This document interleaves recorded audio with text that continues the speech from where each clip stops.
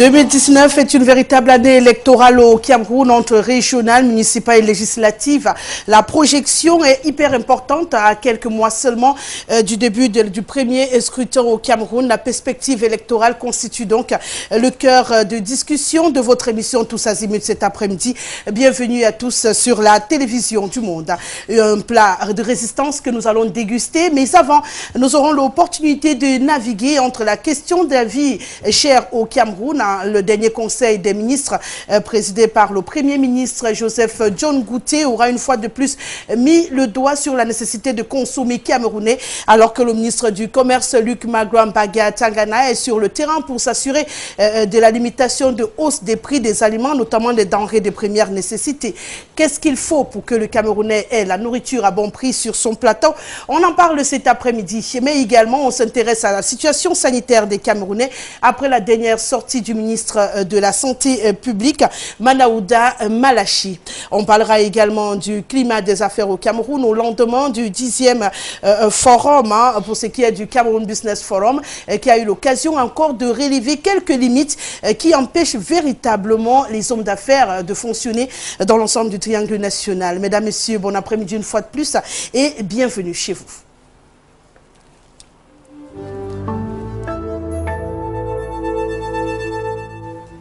Cette émission se veut interactive. Vous avez un code d'accès pour participer, le 6 99 13 50 75 uniquement par SMS. Et pour échanger sur ce plateau ce samedi, ils sont trois. Je vais commencer par mon extrême droite. Lorsque je parle économie très souvent sur ce plateau, j'ai toujours beaucoup de plaisir à la voir. Il nous vient du Social Democratic Front, mais également il est expert pour ce qui est des questions de fiscalité et des questions de finances. Emmanuel Kounié est en notre compagnie cet après-midi. Bienvenue Emmanuel. Bonsoir madame Aïssi et merci de me convier à cette autre émission hebdomadaire. Je crois que nous allons faire le tour de tout ce qui s'est passé dans la semaine et que nous allons être à la hauteur, n'est-ce pas, de vos millions de téléspectateurs qui nous regardent. Je dis bonsoir à mes copanélistes et puis vivement que le débat commence.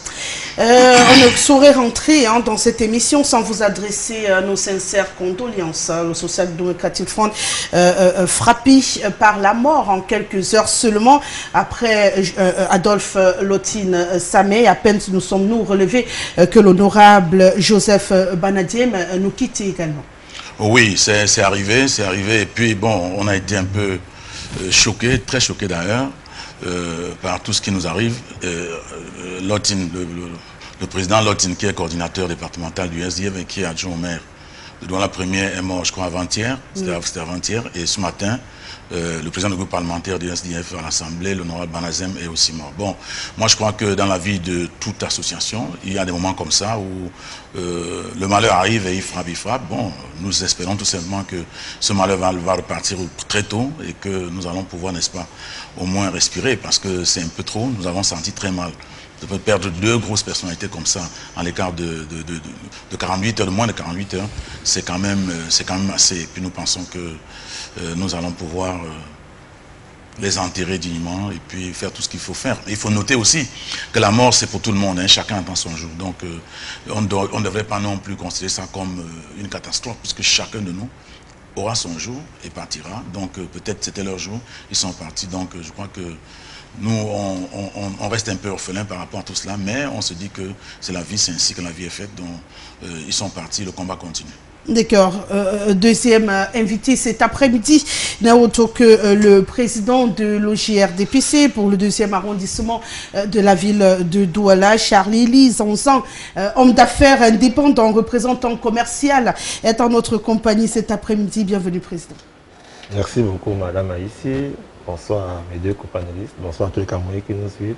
Par ma voix, le RDPC présente sa compassion et son accompagnement de toujours au SDF, qui est le père de deux gros cadres, mais encore aux jeunes élèves qui a perdu la vie hier au lycée bilingue de Edo. Nous adressons comme ça nos sincères condoléances aux familles éprouvées. Un véritable drame dans nos milieux scolaires. On aura l'occasion sûrement de revenir sur ces problèmes qui gagnent du terrain véritablement au Cameroun. Le troisième invité, Alex Ngepi Kenfak, promoteur du mouvement Vote Utile. Il est également chef d'entreprise spécialisé dans l'économie numérique. Vous vous dites très proche du mouvement pour la renaissance du Cameroun. Bienvenue Alex Ngepi Kenfak. Bonsoir à tous les invités. Merci de m'avoir invité ce soir dans votre plateau. Déjà, je tiens déjà à l'entrée du jeu à adresser mes condoléances au Social Democratic Front, qui est un allié pour la société civile que je représente, parce que nous sommes un parti qui militons pour l'alternance au niveau du Cameroun, et le SDF a perdu un membre très influent, très important, donc nous adressons nos sincères condoléances, et également aussi nos condoléances à la famille éprouvée par le drame qui s'est produit hier au lycée bilingue de Daïdo. Donc cette famille-là, nous adressons également nos condoléances et espérons que les choses pourront mieux se passer pour les jours et voir les mois à venir. Merci beaucoup. Le décor étant donc planté, on va ouvrir le débat avec vous, Monsieur Emmanuel Kounié. On parle justement de cette réalité. On parle du récent Conseil des ministres qui reste sur le principe de consommer camerounais et qui appelle toutes les populations à utiliser les produits fabriqués au Cameroun, notamment les denrées alimentaires cultivées dans l'ensemble du triangle national. Et pourtant, sur le marché, il faut le noter, les prix flambent radicalement.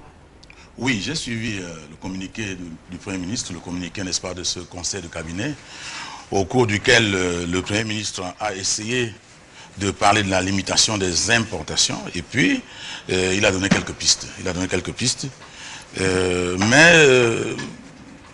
Quand on se rend compte, c'est-à-dire quand on examine ce communiqué, on se rend compte que ce que le Premier ministre dit, c'est ce que tout le monde connaît. Quand il dit qu'il y a eu des difficultés d'accès aux finances, tout le monde le sait. Quand il y a l'indisponibilité de matières premières, on le sait également dans certains cas. Quand il dit qu'il y a l'insuffisance des infrastructures pour aller dans les bassins de production, tout le monde le sait. Donc, moi, je me suis demandé si c'était ça la solution, parce qu'il a même parlé de la conservation, de la constitution des réserves foncières. Bon, il a dit un certain nombre de choses. Moi, je crois que dire aux gens de consommer camerounais, c'est bien, mais il y a des préalables. Il faudrait que les entreprises camerounaises produisent. Et puis, il faudrait également qu'on sache, parce que le Premier ministre des petites et moyennes entreprises a parlé des chaînes de valeur, qu'on sache que quand on est dans une plantation et qu'on produit des vivres, l'autre problème, c'est que le conditionnement n'est pas bon. Quand vous allez par exemple à Fumbod ou en Bouddha, vous cultivez les tomates, vous les transportez à Douala, dès que vous arrivez au marché de Sandaga, on commence à vous dire il y a les cassés, il y a les broyés, il y a les machins. Donc les cajots de tomates ont leur prix en fonction de leur état. Or, dans les pays normaux, les produits quittent le champ, la ferme, pour atterrir dans le supermarché. Et si vous allez par exemple à la Elf, ici à Laxlou, ou bien en van, en montant vers les gares routières, vous allez voir des régimes de plantains qui pourrissent sur place.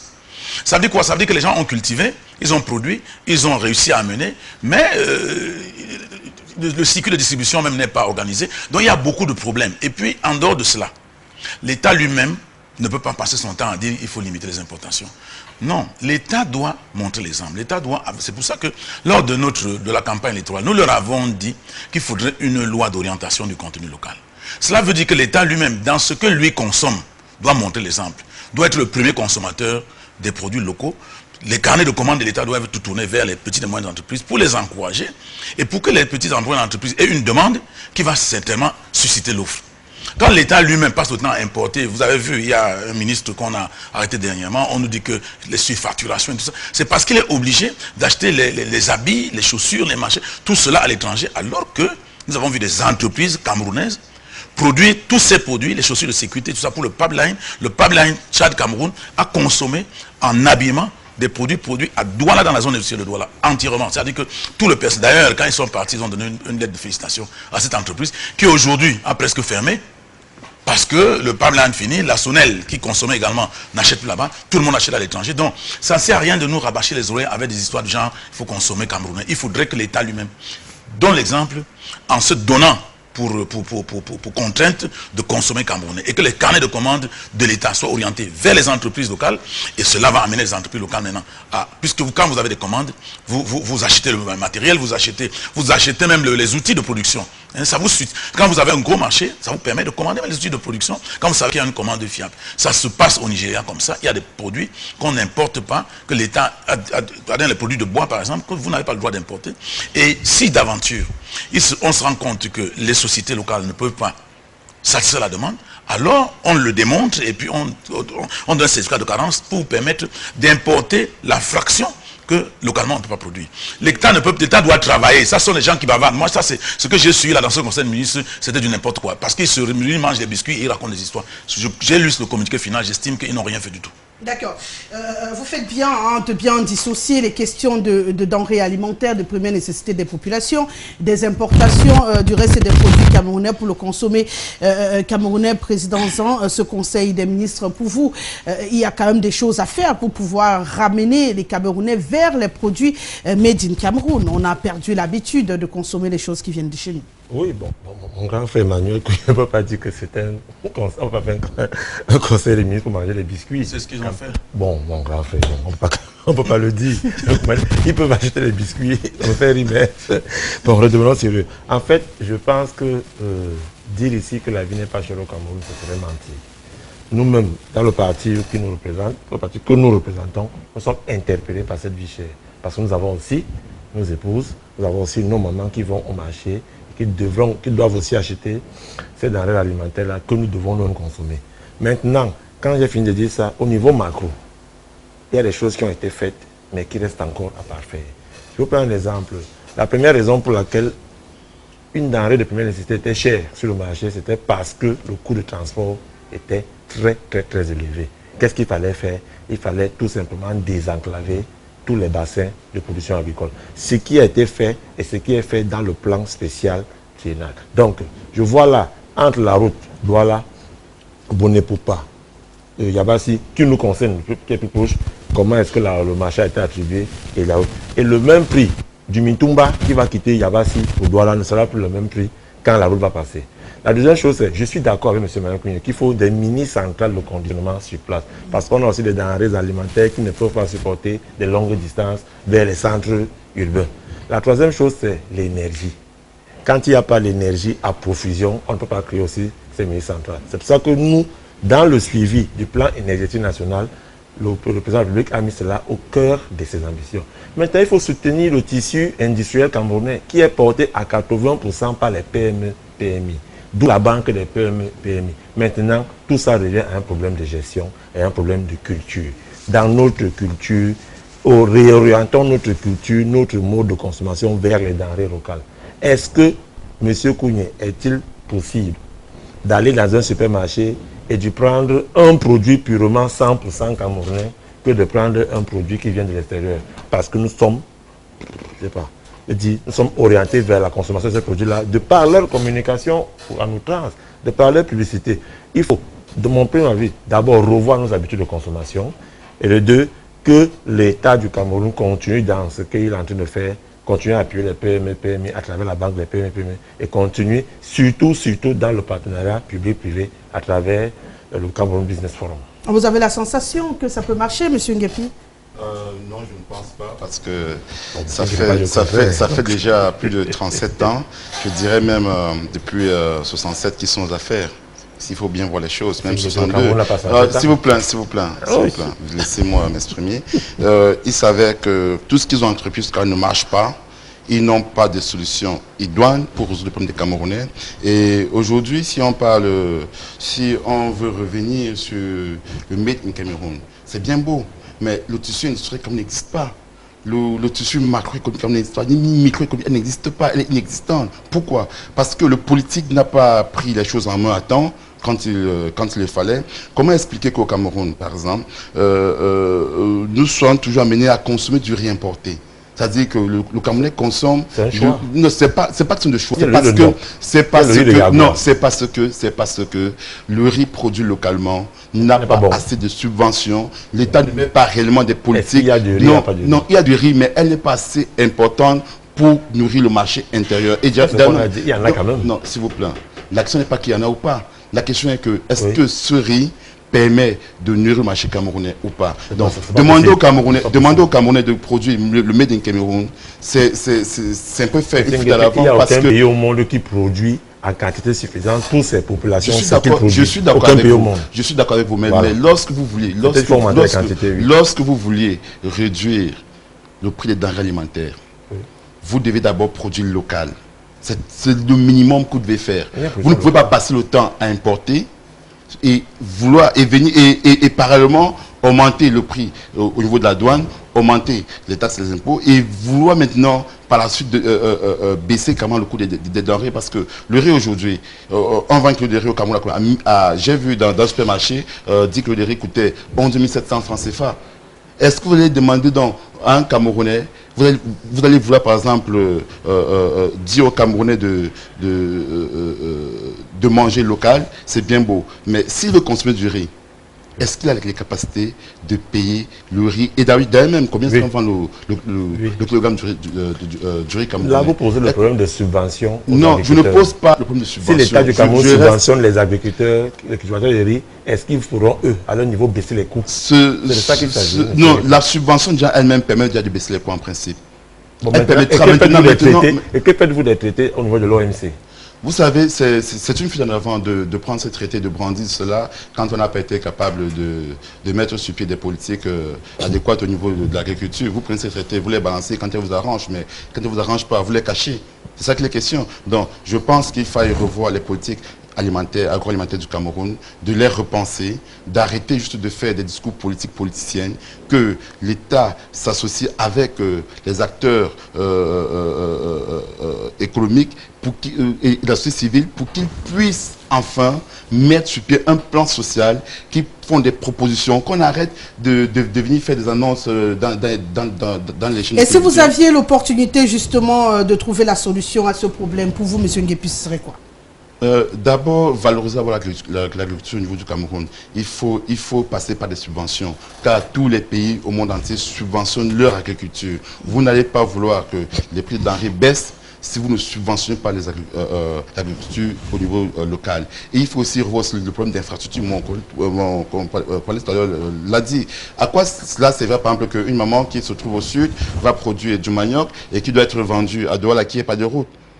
Combien de temps est-ce qu'elle prendra pour quitter du sud? Non, mais écoutez, vous appelez ça des routes? Il y a la route de Douala et Bolo. Écoutez, s'il vous plaît, quand on parle d'infrastructure, elle va prendre combien de jours pour quitter du lieu de production pour se retrouver en pleine ville? Ces routes rurales n'existent pas. Est-ce qu'il faut tout quitter et Bolo va pour Douala? Non, je prends un exemple. Bolo va faire marcher. Oblo va se faire marcher et s'il faut nourrir tout le Cameroun, c'est qu'Oblo va qu'on doit vendre ses produits. Mais on peut se manioc à Bafoussam, on peut se manioc à Yabassi. Bon, d'accord, ok, prenez le cas de Bafoussam. Ok, la dame qui est à Bafoussam qui produit par exemple... Pour moi, Bafoussam, c'est 45 minutes. Ok, c'est 45 minutes. C'est ce que vous dites. Elle est bitumée cette route-là. Bien sûr. D'accord, ok. La dame, pardon, où est-ce qu'elle produit comment sa tomate? Dans un champ. Est-ce que la route qui va vers ce champ-là, est-ce qu'elle est praticable? Le MSC va goudronner tous les rues qui vont dans tous les champs du Cameroun. Qui a parlé que le MSC va... Non, je n'ai pas parlé d'un parti. Il faut goudronner tous les rues qui vont dans tous les champs. Non, on vous a demandé de revoir le problème d'infrastructure. Tous les liés. Toutes ces choses sont liées. Vous n'allez pas vouloir baisser le prix des denrées alimentaires si vous ne baissez pas également le coût de production, si vous ne baissez pas également le coût de transport. Tout ça vont de pair. Ça ne sert à rien de faire des annonces, de dire on va baisser le prix de ceci et de cela. Lorsqu'une dame, par exemple, qui va produire en plein forêt, va dépenser peut-être 15 ou 25% de plus qu'il ne faut pour amener ces denrées en plein ville. C'est pas possible. D'accord. Monsieur Emmanuel, tu voulais réagir? C'est pas ça le problème, M. Nguépi. L'État du Cameroun, à travers ses démembrements ministériels, le fait déjà. Au niveau de l'agriculture, le ministère de l'Agriculture et du Développement rural le fait. C'est-à-dire il y a chaque année des offres de semences. Les agriculteurs camerounais n'achètent plus de semences. Au niveau des tarifs douaniers, des taxes douanières, les agriculteurs, tout produit qui va dans le monde agricole est exonéré des taxes douanières et d'impôts. Au niveau du ministère des Pêches, tous les pêcheurs ont ce qu'ils appellent un soutien minimum à chaque début d'année en termes de pirogues, en termes d'alevins, de filets. tous ces projets-là vont justement dans l'amélioration des conditions de travail de nos agriculteurs. Maintenant, il y a tout un projet qui fait en sorte que l'agriculteur, le pêcheur, l'éleveur ne soit plus celui-là qu'on avait dans l'imagerie populaire qui marche pieds nus avec les habits déchirés. Il devient tout à fait un industriel, un chef d'entreprise qui peut employer 1, 2, 3 personnes avec le soutien de la banque des PME. PME. Qui n'existe pas. Qui existe. Mais qui a un problème de gestion. Non, qui existe. Qui a nommé ces gens pour non, justement parce que cette banque a eu à prêter 10 milliards de francs à nous. À nous? Nous Camerounais, non pas prêté aux Tchadiens, aux Camerounais qui sont patrons des PME comme vous et qui n'ont pas remboursé. Vous savez, si vous voulez parler de la banque des PME, lorsque vous créez une banque, vous prenez des fonctionnaires, vous mettez à tête des banques. Mais écoutez un peu. S'il vous plaît. Maintenant, quand vous créez une banque, la banque des PME, vous devez il n'y a pas que ces personnes qui travaillent dans est-ce qu'il y a un appareil qui dit que M. Emmanuel Kounié n'est pas bien? Vous devez instaurer le système du privé parce qu'on sait très bien que le privé est très performant. Justement, le Cameroun Business Forum, c'est ça, monsieur Nguetti. Oui, d'accord. Partenariat public-privé où on demande aux banques commerciales privées de soutenir les actions. C'est vrai que là-bas, la documentation est un peu plus difficile. C'est-à-dire, obtenir un emprunt là-bas, c'est un peu plus difficile que par un peu, mais c'est justement le rôle de l'État de jouer la caution morale. C'est de ça qu'il s'agit, monsieur Guetti. Je voulais comprendre quelque chose, hein, monsieur Zan, avant de donner la parole à monsieur Emmanuel Kounié. Si je comprends bien, tous ces procédés dont vous parlez ne sont pas encore totalement valables au Cameroun, mais déjà on baisse les prix des denrées alimentaires. Ça peut s'expliquer quand même que les commerçants sur le marché refusent de baisser ces prix parce qu'après ils ne rentrent pas dans leurs bénéfices également. Madame Aïssi, je dis toujours que quand je viens dans une télévision, je ne fais pas du populisme. Je ne suis pas là pour faire de la drague au Cameroun, mais je leur dis la vérité. Il est tout à fait normal qu'un commerçant qui vend du pain, un commerçant qui vend du poisson, un commerçant qui vend de la viande ait envie de durcir face à l'autorité de l'État, de baisser son prix, puisque en avant, on n'a pas regardé tout ce qu'il fallait pour que ce prix diminue. C'est clair que le transport d'une tête de bœuf de Ngaoundéré pour Douala, s'il n'y a plus de tracasserie policière, s'il y a moins de barrages en route, d'abord qu'il y a une route entre Ngaoundéré et Douala qui est très bonne, parce que ça va jusqu'à N'Djamena et tout à Bangui, il n'y a pas que le problème de route. Maintenant, si l'éleveur, au niveau de Ngaoundéré qui arrive à Douala, il a un seul problème. Non, il a deux. Le premier problème, c'est les tracasseries policières. Il y a combien de barrages entre Ngaoundéré et Douala où c'est les bacs-chiches? Ce n'est pas le contrôle de la visite technique du véhicule, ce n'est pas le contrôle sanitaire du bétail, ce n'est pas les papiers personnels du chauffeur du camion en question, bien de l'éleveur. Non, c'est plutôt les bacs chiches. Il faut donner 1000 francs, 2000. Et qui encourage qu'on se 1000 francs, 2000 francs? C'est pour le billard. Pour me faire plaisir, c'est pour le billard. Pour me faire plaisir, c'est pour le billard. Bon, maintenant, je vais continuer. Pour me faire plaisir, c'est pour le billard. C'est pour le billard qui devrait être dans tous les barrages routiers. Non, c'est lui. C'est pour le billard. Pour me faire plaisir, laissez-moi donner l'information au Camerounais. Et il peut empêcher que ça se produise. Et lorsqu'on ne l'empêche pas, on devient complice. J'ai compris. Et dans ce cas, ça ne sert à rien de répéter au Camerounais. Maintenant, la deuxième chose à faire, c'est comme on a fait en Ngaoundéré en créant une mini comment on appelle ça, un mini abattoir.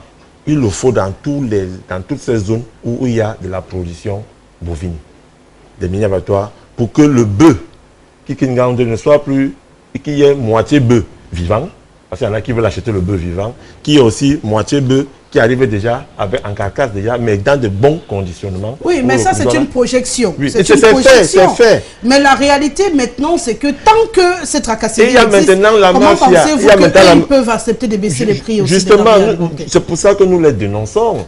C'est ça que nous dénonçons. Mais en attendant, il y a une menace, 5 jours, je crois que ça s'achève pour le début de cette semaine. Au cas où ils ne s'arriment pas à la baisse de ces prix, ils seront sanctionnés. Non, je ne pense pas que l'État soit un État répressif. L'État est d'abord un État conciliant.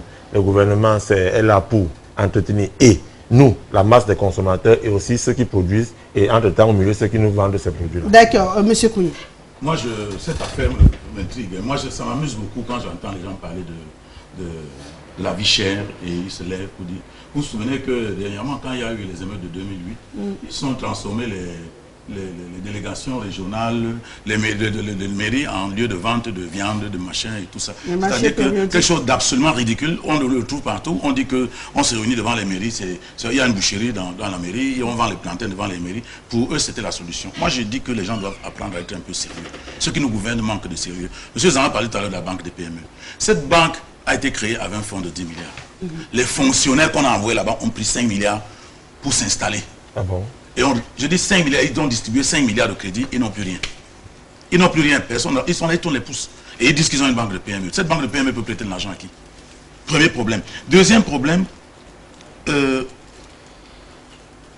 Cameroun Business Forum, j'ai entendu prononcer le mot Cameroun Business Forum. Dans l'esprit des chefs d'entreprise, c'était un forum où on devait débattre entre le secteur privé et le secteur public. Mais depuis au moins 4 sessions, c'est un forum où on arrive, où le Premier ministre vient faire un discours, où on sort des résolutions qui ont été déjà préparées, les gens du secteur privé, ça dure, je crois, une journée ou deux. Ça dit que vous n'avez même pas le temps de dire quoi que ce soit. Et après, on vous sort par des résolutions, on vous dit, on donne le communiqué final. Le travail en atelier, ce travail en atelier, je vous assure qu'ils ne font absolument rien. Vous avez suivi M. Batanga. Et je peux vous dire que, oui. Mais attends, j'ai suivi même les PME, j'ai suivi les PME qui se plaignent parce que j'ai suivi tout le monde. Ils ont précisé même que la dette des PME, le chef de l'État avait dit en décembre 2017 qu'il avait prescrit au ministère des Finances de payer la dette des PME. 560 milliards. Épuré à 48%. Ils n'ont eu que 50 milliards, cher monsieur. Épuré. Ils ont eu 50 milliards. Mais il y a un début à tout, monsieur. Ils ont eu 50 milliards sur 560 milliards. Vous n'êtes pas à cet âge-ci, vous grandissez. Non, et puis vous ne pouvez pas gérer le pays comme si c'était un pouvoir perpétuel. Il faudrait que monsieur Biya mette dans la tête qu'il peut gérer 5 ans et il part. Donc il doit pouvoir se donner des entendre. Je vais vous dire, non, c'est pas possible. Au commissariat agro-pastoral de Bolova, il nous a annoncé qu'on devait faire une réforme foncière. Qu'on devait faire une réforme foncière pour permettre l'accès des terres pour l'agriculture. On attend toujours. Il nous a promis qu'on devait créer une usine de production des engrais. Et en 2018, on a donné 15 milliards à Sodécoton pour importer les engrais. C'est-à-dire on a soutenu le cas pour importer les engrais, pour importer les engrais. Alors que nous sommes en 2018, 7 ans ou 8 ans avant, on avait promis une usine de production des engrais. Rien n'est fait. Donc eux, ils promettent des choses. Même vous avez parlé, n'est-ce pas, des semences. On avait promis une usine, enfin une entreprise de production des semences. Tout cela a été promis.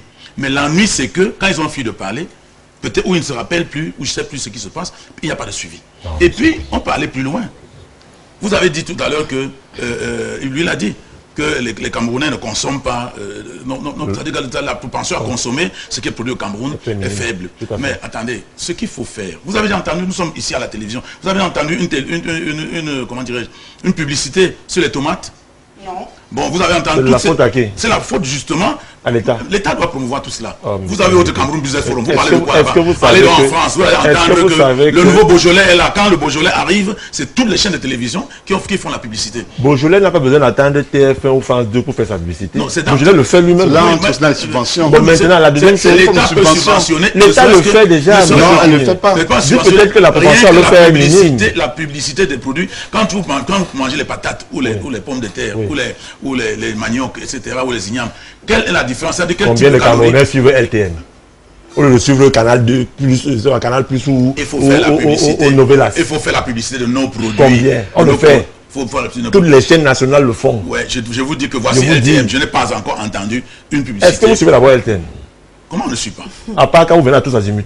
Mais pour venir vendre le bilan, c'est pas moi après. Il dépend de BGDP, c'est parler du SDF. Au Cameroun, il y a peut-être 4 ou 5 entreprises qui font la publicité. Vous allez prendre les brasseries, vous allez prendre LTM, MTN, vous allez prendre Orange. Congé quand fait la publicité.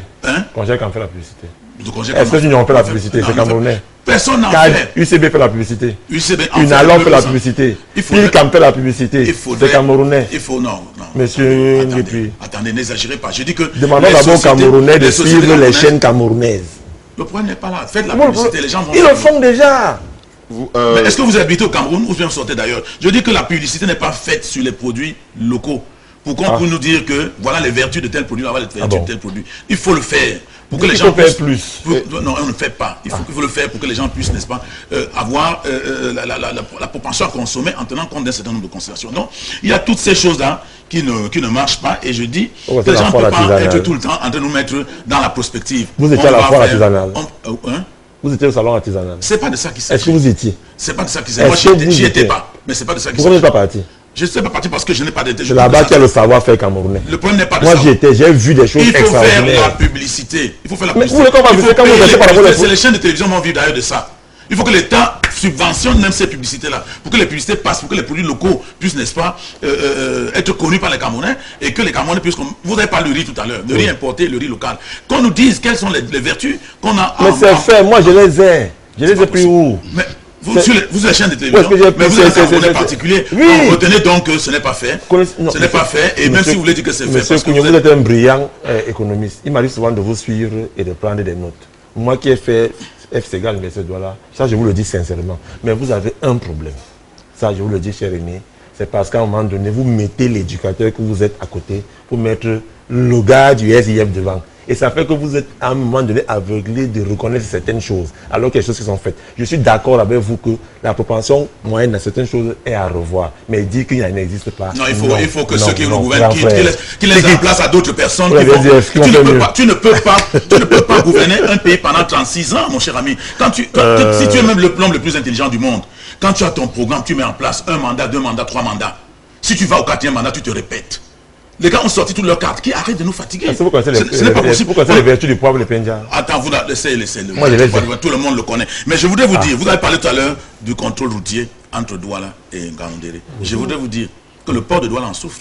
Oui, je suis d'accord. Parce que le Tchad a décidé de contourner par un autre pays. Je suis d'accord avec vous. Il faut dénoncer cela. Mais il y a les généraux qui sont au secrétaire d'État à la Défense qui ont des barrières en route avec des reçus cachetés. Et M.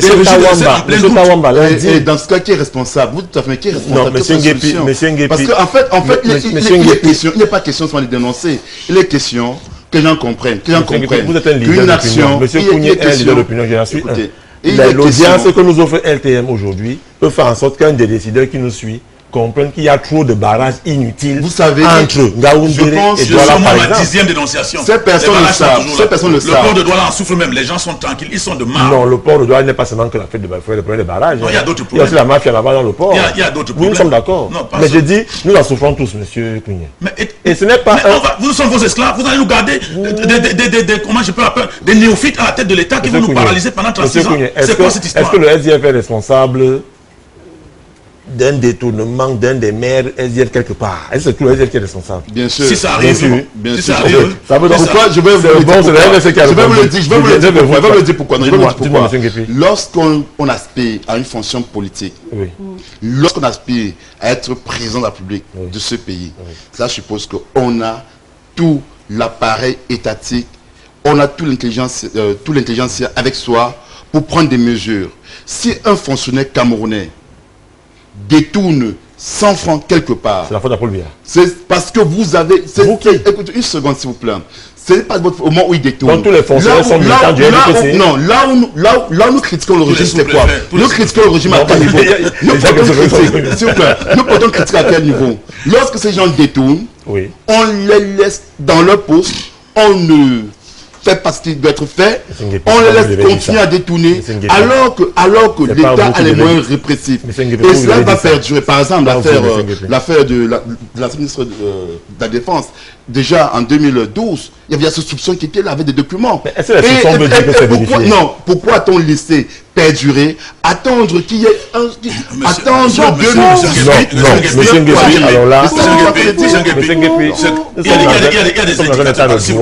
Il y a des éléments qui devraient permettre que, quand il y a une situation, qu'on réagisse. Moi, je voudrais vous dire, nous avons critiqué le fait que M. Paul Biya ait autorisé aux fonctionnaires de faire des affaires. Et parce qu'on a donné aux fonctionnaires la pause, parce que dès qu'on a dit qu'on devait travailler de 8h à 15h, non. De faire l'agriculture. Le verrou a été levé.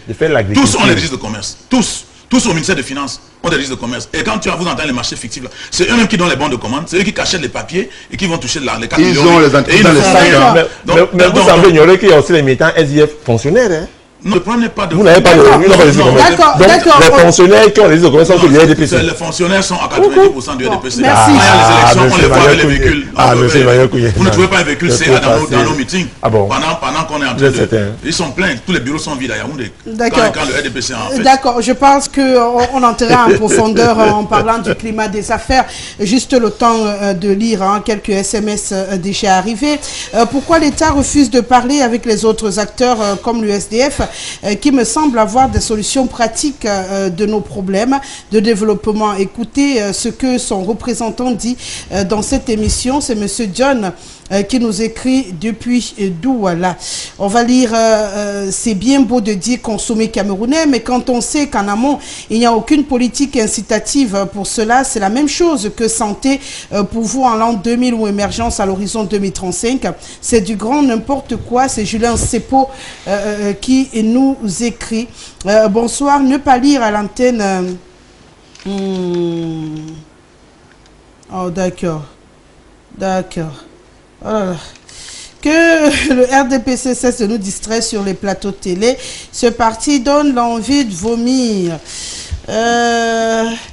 Bref, bonsoir, je ne sais pas, et dites-moi, limiter l'importation pourra à lui seul limiter le taux de chômage, même quand le problème du détournement continue à nous aliéner l'esprit, Elie, depuis l'extrême nord. Peut-être il aura une réponse sur ce plateau. Monsieur du RDPC cumule plus de temps de parole que tous les invités. Ne tombez pas dans le piège de monsieur Serge O. Rassurez-vous, je sais très bien ce que je fais. Bonsoir, que monsieur Zan soit poli et souffre d'écouter les autres panélistes. Joseph depuis Intui. Bonsoir, monsieur Zan dit que la route entre Ngaoundéré et Douala est très bien. Et qu'en est-il entre Ngaoundéré et Garoua? Je suis d'accord. Mais la route est déjà chantée, que la route est mauvaise. Alors là, très mauvaise. Bonsoir à toute l'équipe de Tous Azimuts. Rosalie dit à monsieur Zan d'arrêter de chercher à défendre l'indéfendable. Vous avez une très belle émission. C'était qui depuis Yaoundé? Merci. Bonne émission. Pour lutter contre la vie chère, premièrement, une réduction du train de vie de l'État, que les pontes du régime cessent de voler l'argent du pauvre contribuable, ça fait mal. On serre les ceintures, les directeurs généraux et ministres pillent le pays et ce conseil des ministres est comme le premier plan d'urgence. On n'attend plus rien de ce régime. C'est l'Inde depuis EDEA. On ne pourra pas lire tous ces premiers. S'il vous plaît, dites aux responsables de recruter les jeunes car c'est le chômage qui est la cause de tout.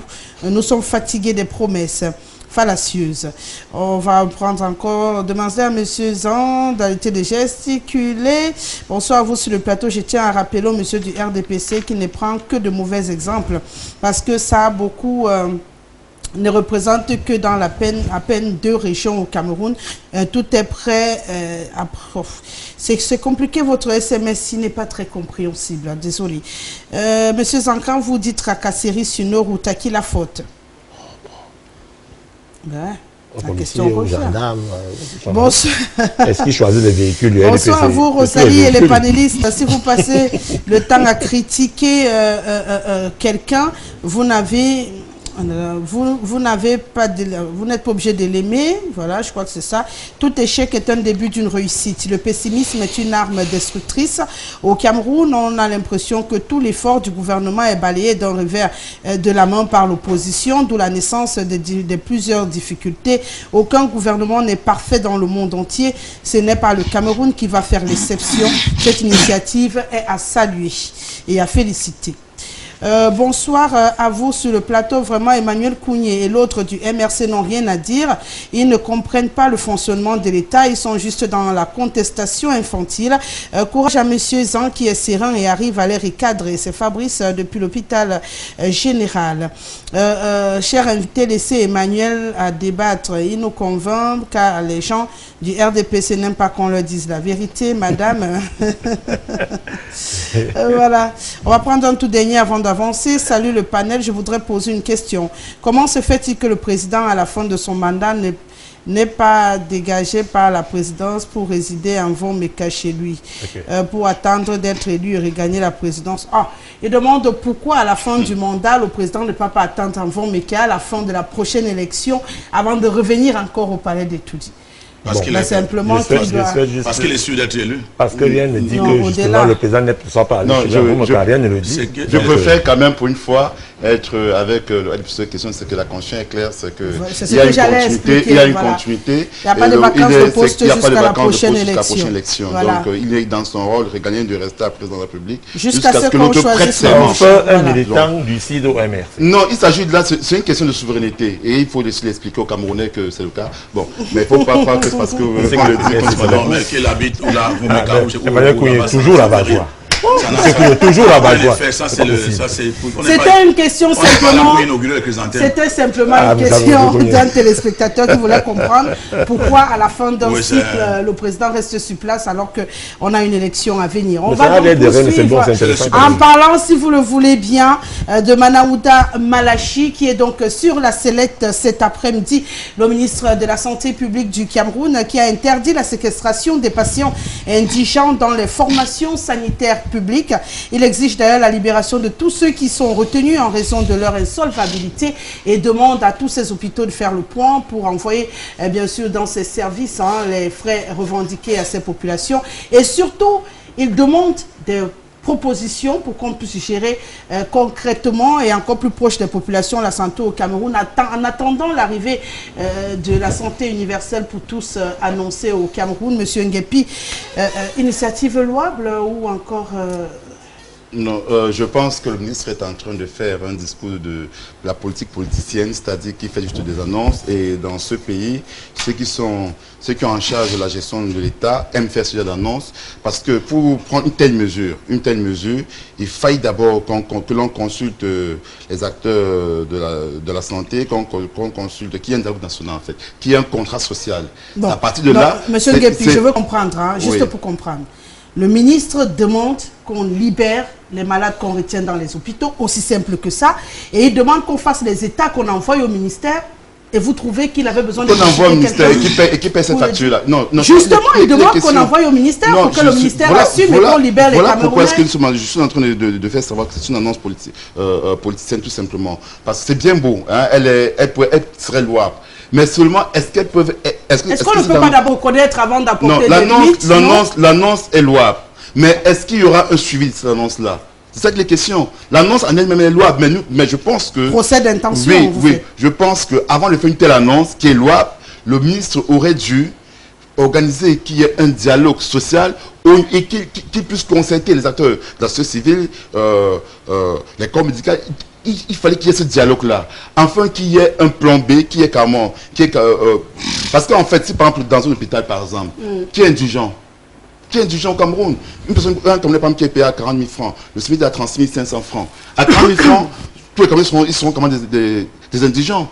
Parce que si un Camerounais est payé à 40 000 francs CFA, il doit louer une chambre à 10 000 et il doit se vêtir et qu'on sort. Il lui reste combien pour aller dans un hôpital? Du coup, tous les Camerounais qui sont payés à 40, 50, 70 000 francs seront quand des indigents. Est-ce que ce n'est pas un autre problème que vous soulevez? Non, c'est pour dire que l'expression indigent, il est en train de vouloir créer quelque chose que les gens iront dans les hôpitaux se faire soigner, ils vont dire écoutez, moi j'ai pas d'argent.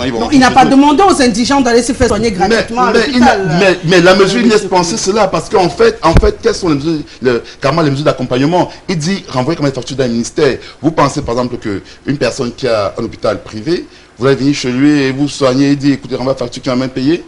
Nous pensons qu'il aurait fallu qu'il y ait une concertation avant d'arriver à cela. Je crois en fait que M. Kounié, pour vous relancer, je crois en fait que peut-être on n'a pas bien compris. Hein, moi, je voudrais bien qu'on ouvre le débat, mais qu'on apprécie ou négativement ou positivement. D'abord, l'initiative, c'est de libérer les personnes qui sont en ce moment séquestrées dans les hôpitaux, pas de se projeter sur ceux qui seront séquestrés dans les mois et les années à venir. Ce n'est pas ça le genre de travail qu'il doit faire. Ça, c'est une mesure populiste. Ça résout le problème de ceux qui sont là. Oui. On va les libérer. D'accord. Et donc, ils seront contents. Mais alors, on continue comment? Vous avez un problème, vous n'allez pas résoudre le problème, vous le renvoyez à plus tard. Parce que quand vous voulez résoudre un problème, quand vous êtes un ministre, Et vous représentez l'État. Quand il y a un problème, vous devez trouver une solution globale. Maintenant, on va les libérer, on va libérer ceux qui sont là, et d'ici la semaine prochaine, on va retenir ceux qui vont arriver et qui ne vont pas toujours payer. Et il a donc fait quoi? Donc à chaque fois, il va venir demander, puisque c'est quand les gens vont faire peut-être 2-3 semaines là, il va se rendre compte que c'est des vrais indigents, donc libérez-les. Suggestion alors? Non, je n'ai pas de suggestion à faire. À votre avis, puisque c'est le deuxième volet de son communiqué. La suggestion, c'est ce que lui, il a dit. Il faudrait déjà, n'est-ce pas, qu'on aille rapidement vers la couverture santé, pour que les gens n'aient plus ce genre de problème, et que les gens puissent voir dans quelle mesure faire en sorte que les gens aient un niveau de vie raisonnable. On ne peut pas être dans un pays, en 2019, le seul pays sur la planète où les gens ont un SMIC de 36 000 francs. Donc, qu'on commence à comprendre que ces gens-là ne peuvent pas se soigner. Ils ne peuvent pas se loger, ils ne peuvent pas se nourrir, ils ne peuvent pas se soigner. C'est des indigents. Tous les Camerounais sont des indigents. Du moins, tous les SMICA au Cameroun sont des indigents. Donc, s'il veut, le Cameroun ne veut pas devenir un saucisson. Où on coupe un morceau, on cherche la forme. C'est pas comme ça qu'on va gérer la République. Donc, ce ministre essaye aussi de faire ce qu'il peut, mais vraiment, ce qu'il fait là, bon, on peut lui tirer un coup de chapeau. Mais j'avoue que c'est un grain de diamant dans un panier de merde. D'accord. Un grain de diamant dans un panier de merde, monsieur Élie Zanzan. Oui, bon, mais c'est pas étonnant. Venant du MRC et du SIF, qu'une mesure humaniste soit critiquée comme ils le font. Parce que si ça avait été eux au pouvoir, on allait applaudir. C'est ça le danger dans ce pays. Parce qu'on appartient à un bord politique, il ne faut pas encourager ce qui est fait. Je pense que quand j'ai lu la note du ministre, c'était d'arrêter de séquestrer les malades indigents et qui n'ont pas pu payer intégralement les frais des prestations sanitaires qui leur ont été faites dans les hôpitaux publics. Quel est le thermomètre d'indigents? Comment ils voient l'indigent comment? Dans les hôpitaux publics. Donc, il n'y a pas d'hôpital privé là. Hôpitaux publics. Je prends soit l'exemple de quelqu'un qui va là à Yaoundé. Il y en a qui payent le transport à 45 000 francs. Il y en a qui payent à 15 000, il y en a qui payent 9 000, il y en a qui payent 2 500 francs. Il y en a qui font l'autostop.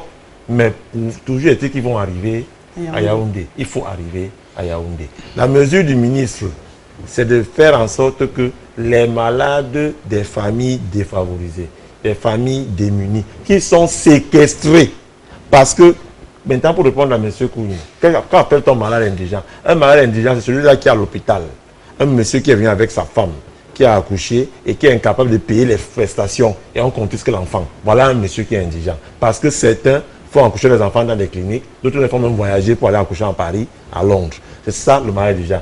Il y a ce qu'on appelle en fiscalité, vous devez le savoir, les signes extérieurs de richesse. Comme il peut aussi dire qu'il peut aussi avoir les signes extérieurs de pauvreté. Vous n'avez pas besoin, parce qu'un médecin est formé pour cela, vous n'avez pas besoin de voir que tel est indigent ou pas, rien qu'à sa manière de venir dans cet hôpital-là et de se comporter, vous savez que celui-ci, il faut plutôt apporter une réponse rapide et claire à ses problèmes. Et c'est cela que le ministre de la Santé a fait. La deuxième chose que je veux dire, c'est que M. Manache ne tombe pas du ciel. Il est dans le circuit sanitaire du Cameroun depuis le bas niveau pour être ministre. Donc il connaît que la décision qu'il a prise n'est que salutaire pour le moment. Et qu'à long terme, il va falloir maintenant asseoir les acteurs sociaux qui sont dans le secteur sanitaire pour vraiment mettre en place, qui est déjà en cours, la couverture santé. Non, c'est en cours justement. Tout est en cours. Ne crée pas le Paris n'a pas été par un jour. Les barrages sont en cours depuis 12 ans. C'est effectif. Vous avez dit que le Sénat n'existera pas et je suis étonné que vous ayez les sénateurs là-bas. Quel sénateur? Vous n'en avez pas. Hein? Voilà. Le n'a pas dit que le Sénat ne va jamais exister, mais je suis étonné qu'il y ait les sénateurs là-bas. Vous avez dit que le Conseil constitutionnel n'existera jamais, que depuis 1996, ça ne va pas exister, mais je suis étonné que vous ayez à déposer des recours là-bas. Vous avez dit que le Conseil régional n'existera jamais. Aujourd'hui, nous en sommes. Et vous êtes le premier à dire que vous allez boycotter. Donc, et c'est comme ça que vous serez toujours surpris. Parce que pendant que vous jacassez, d'autres travaillent. Et vous êtes aujourd'hui, la couverture santé universelle sera effective. Je vous en faites pas. Et M. Manachi, nous lui faisons confiance, a pris une décision salutaire et dit, maintenant d'où provient l'argent? Qui va payer? La vraie question, c'est qui va payer et comment payer. C'est ce que nous devons dire aux Camerounais. Comment est-ce que ces malades indigents-là, quand tous les rapports vont monter au niveau du ministère de la Santé, comment ça sera payé? C'est là où nous devons édifier les Camerounais. Maintenant, le problème camerounais est camerounais. Il ne s'agit pas d'être du RDPC, parce qu'on n'a pas dit les malades du RDPC, parce que c'est comme ça que vous êtes. On a dit tous les malades qui sont indigents. Et dans les hôpitaux publics, il n'y a pas que les... On ne demande pas la carte d'adhésion d'un parti quand tu y vas, quand on est malade. Bon, oui, je voudrais juste te dire que quand on prend une mesure gouvernementale, comme il a pris, il faut peser tout. Il faut mettre tout et peser. Parce que dans cette mesure-là, nous savons que nos hôpitaux sont corrompus. Est-ce qu'une personne... Non, s'il vous plaît, oui, nos hôpitaux sont corrompus. Nous le savons, sont corrompus, il y a corruption. Est-ce qu'une personne qui est dans un hôpital va se faire soigner et du coup, on va décider, écoute, il donne un petit 5 000, 10 000 et il devient indulgent, il sort. Et après, on me renvoie la facture, moi, quand je suis camerounais. Une fois de plus, on a un souci de compréhension parce qu'on risque de faire un débat. Pardonnez-moi, monsieur Nguépi, on risque de faire un débat. Monsieur Nguépi, est-ce que vous savez que quand on paye, est-ce que vous savez que votre impôt subventionne certaines choses qu'on ne savait pas? Ce que je veux dire, mais pourquoi c'est lorsqu'on voit les factures au ministère, ce contribuable qui paye. D'accord. Qui paye. Donc, est-ce que la mesure que le ministre a prise permet que ceux qui seront indulgents puissent vraiment être ceux-là qui doivent être indulgents? C'est à nous de contrôler cela. Je dis cette mesure, dans la mise en pratique de cette mesure-là, elle peut plutôt activer la corruption, c'est-à-dire des personnes qui ne seront pas indulgents peuvent aller dans les hôpitaux, se faire soigner, ne pas payer leur payer leurs factures, et vont corrompre ceux-là qui sont censés déterminer qu'ils soient indigents ou pas, et sortir et renvoyer ces factures au dos du contribuable. Maintenant, j'ai envie de vous poser une question, monsieur Nguépi. S'il vous plaît, monsieur. J'ai envie de vous poser une question. Si on reste sur ce principe qui est le vôtre, ça veut dire, oui, la décision qu'il a prise peut résoudre les problèmes, mais seulement dans l'avenir, ça va faire les gens vont encore être corrompus. En d'autres termes, aucune initiative ne peut être prise au Cameroun de peur que des personnes corrompues à l'avenir. Non, pas du tout. Pas du tout. Tout à l'heure, on parle de l'assurance maladie pour tous, la santé pour tous. Il a dit tout ce qu'il est en train de faire avant que, je termine, hein, c'est un document que tout le monde a. Il a dit, il prend ces mesures-là en attendant que le système de santé universel soit totalement multiplié et il appelle toutes les populations aux suggestions pour que l'accord, le temps qu'il finisse, monsieur Kounié, puisse fonctionner. Donc, tout le monde est censé apporter son grain de sel et j'espérais sincèrement que, en critiquant, on aurait des suggestions qui pourraient venir. Ce que je veux dire, c'est quoi? Ce que je voudrais dire, c'est quoi? Ce que je voudrais dire, c'est quoi? C'est que cette mesure, d'abord, elle est salutaire. Personne n'est contre la mesure. Elle est salutaire. Mais cependant, nous disons, cette mesure a été un peu pris sans consulter ceux qui devaient être consultés. Un peu précipitamment, c'est ça. Il a pris une mesure. Non, s'il vous plaît. Un contrat social pour une telle mesure, il n'y a pas eu un contrat social. Donc je pense, non, il n'y a pas eu le cas. Je suis dans ce civil, il n'y a pas eu le cas. Il n'y a pas eu ce contrat social. Donc, pour prendre une telle mesure, il aurait fallu que le ministre établisse un contrat social qui prenne maintenant comme solution. Ce n'est pas de dire que non, c'est de faire une assurance pour tous. C'est simple. Par exemple, les Camerounais, un cas très simple. Vous savez, on va un peu parler par exemple des opérateurs téléphoniques. Quand vous mettez par exemple 500 francs chez ton opérateur, vous pouvez multiplier avoir par exemple 24 d'appels illimités. Qu'est-ce qui lui permettrait pas, je vous promets que ce n'est pas valable pour tout le monde et tout le monde n'en jouit pas. Oui, je prends un exemple. Chez les opérateurs téléphoniques, vous mettez 500 francs, vous pouvez pas taper les codes, avoir des bonus. Qu'est-ce qui ne permettrait pas par exemple que à partir du système de téléphone, ça se passe dans d'autres pays, que le ministre fasse instaurer une assurance pour tous les Camerounais. Que lorsque quelqu'un qui met 500 francs, au lieu que l'opérateur puisse taper, au lieu que l'opérateur vous donne un bonus, s'il vous plaît, vous donne un bonus de 2500 francs, on doit l'opérateur, écoutez, dans les 500 francs, 2500 francs de bonus, donnez par exemple 1500 de bonus. Et même 100 francs pourra être une taxe prélevée pour l'assurance pour tous. Non, mais écoutez, c'est une solution. Ça peut être une solution. C'est la proposition de monsieur Nguépi. C'est une solution. Non, elle est réalisable. Parce que pour que les opérateurs de téléphonie mobile acceptent cela, il aurait fallu au départ. Monsieur Nguépi, on dit la même chose. Ce n'est pas question que l'opérateur mobile accepte. Vous êtes déjà habitué à imposer des lois aux contribuables camerounais et aux consommateurs. Donc moi, s'imposer là-bas serait intéressant. Non, organiser un dialogue, une assise sociale, il y aura plusieurs propositions et les gouvernants pourront tirer les solutions, des meilleures solutions afin de l'expérimenter. Ça ne sert à rien de prendre une mesure qui sera critiquée après. Est-ce que vous savez qu'à la CNPS, tout Camerounais peut y souscrire? Nous savons ça, c'est pas maintenant, on peut, sommes les opérateurs de téléphonie mobile.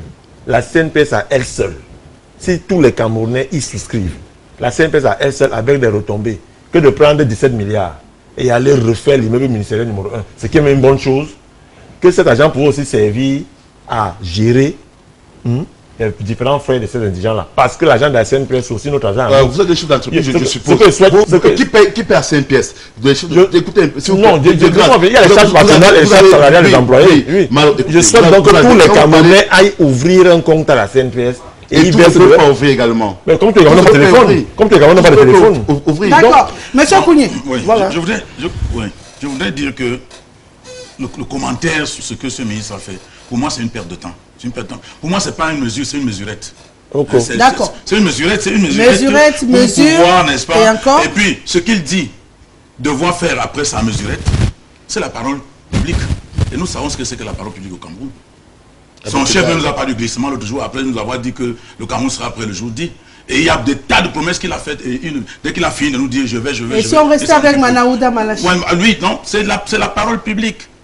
Monsieur Moutazé nous a promis après le pipeline que bon, ce qu'il pensait pouvoir faire avec les PME, ça n'a pas marché, donc ils vont, n'est-ce pas, voter une loi pour que les PME puissent avoir 30% des projets structurants, qu'on puisse attribuer 30% du budget soit orienté vers les petites et moyennes entreprises et que ça devait avoir lieu, c'était en 2011. Et dès qu'on a, après les élections présidentielles, c'est en avril d'ailleurs, après les élections présidentielles terminées, on n'en a plus parlé. Donc nous sommes habitués à une parole présidentielle qui est désacralisée. Donc monsieur Manachi, nous avons vu monsieur Atanga quand il a été nommé, venir nous dire qu'il va régler le problème de Ben Skinner. Il a fait une grande réunion dans le bureau du gouverneur, il a raconté tout ce qu'il a pu raconter. Aujourd'hui, on n'a pas... Vous n'avez pas la sensation que les Ben Skinner sont mieux organisés également? Pas du tout, ça va de m'empire. Nous sommes habitués, parce qu'il était question que les Ben Skinner... Je suis désolé, je faisais partie des plus grandes plaignantes. Non, nous sommes habitués à une parole complètement désacralisée. La parole publique n'a plus aucune valeur. Donc, les actes qu'il pose, c'est une mesurette. Ça a sauvé quelques petites personnes qui sont, un petit nombre de personnes qui sont entrées chez eux. Mais ce qu'il dit devoir faire, pour moi, je ne crois absolument à rien du tout. Parce que croire à la parole publique au Cameroun, c'est être totalement malade. Madame Aïssi, je ne peux pas laisser monsieur Emmanuel Kouni. Parce que s'il y a véritablement un secteur dans le milieu des transports dans ce pays qui s'est formalisé et qui est devenu un secteur pour lequel nous devons tous apprécier, c'est les bensikines. Il faut faire disparaître tout ça, monsieur. Non. Le transport public ne peut pas être les bensikines. Non. C'est l'État failli. Laissez-moi vous faire un petit cours de leçon, s'il vous plaît. Oui, allez-y. Au Laos, au Vietnam, au Cambodge. Ça, c'est un modèle. Laissez-moi parler. Au Cambodge, au Burkina Faso, ici à côté. Oui. Le premier moyen de transport, c'est la moto. Oui.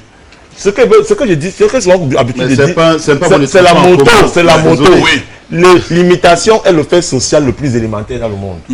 Apprenons à imiter quand c'est bien fait. Nous avons été surpris, ça il faut le dire, par la profusion des motos dans nos villes. Mais maintenant, imitons les autres pour permettre à ces motos-là. Parce que dans ces motos, il y a les chefs de famille. Parce que dans ces motos-là, il y a beaucoup de gens qui vont à l'école grâce aux retombées de ces motos-là. Je tiens à vous dire que les motos sont... Je tiens à vous dire que même les taximans ne sont pas regroupés en groupe par arrondissement.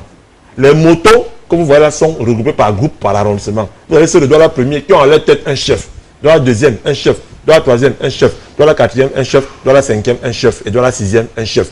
Tous ont chacun un chef à leur tête.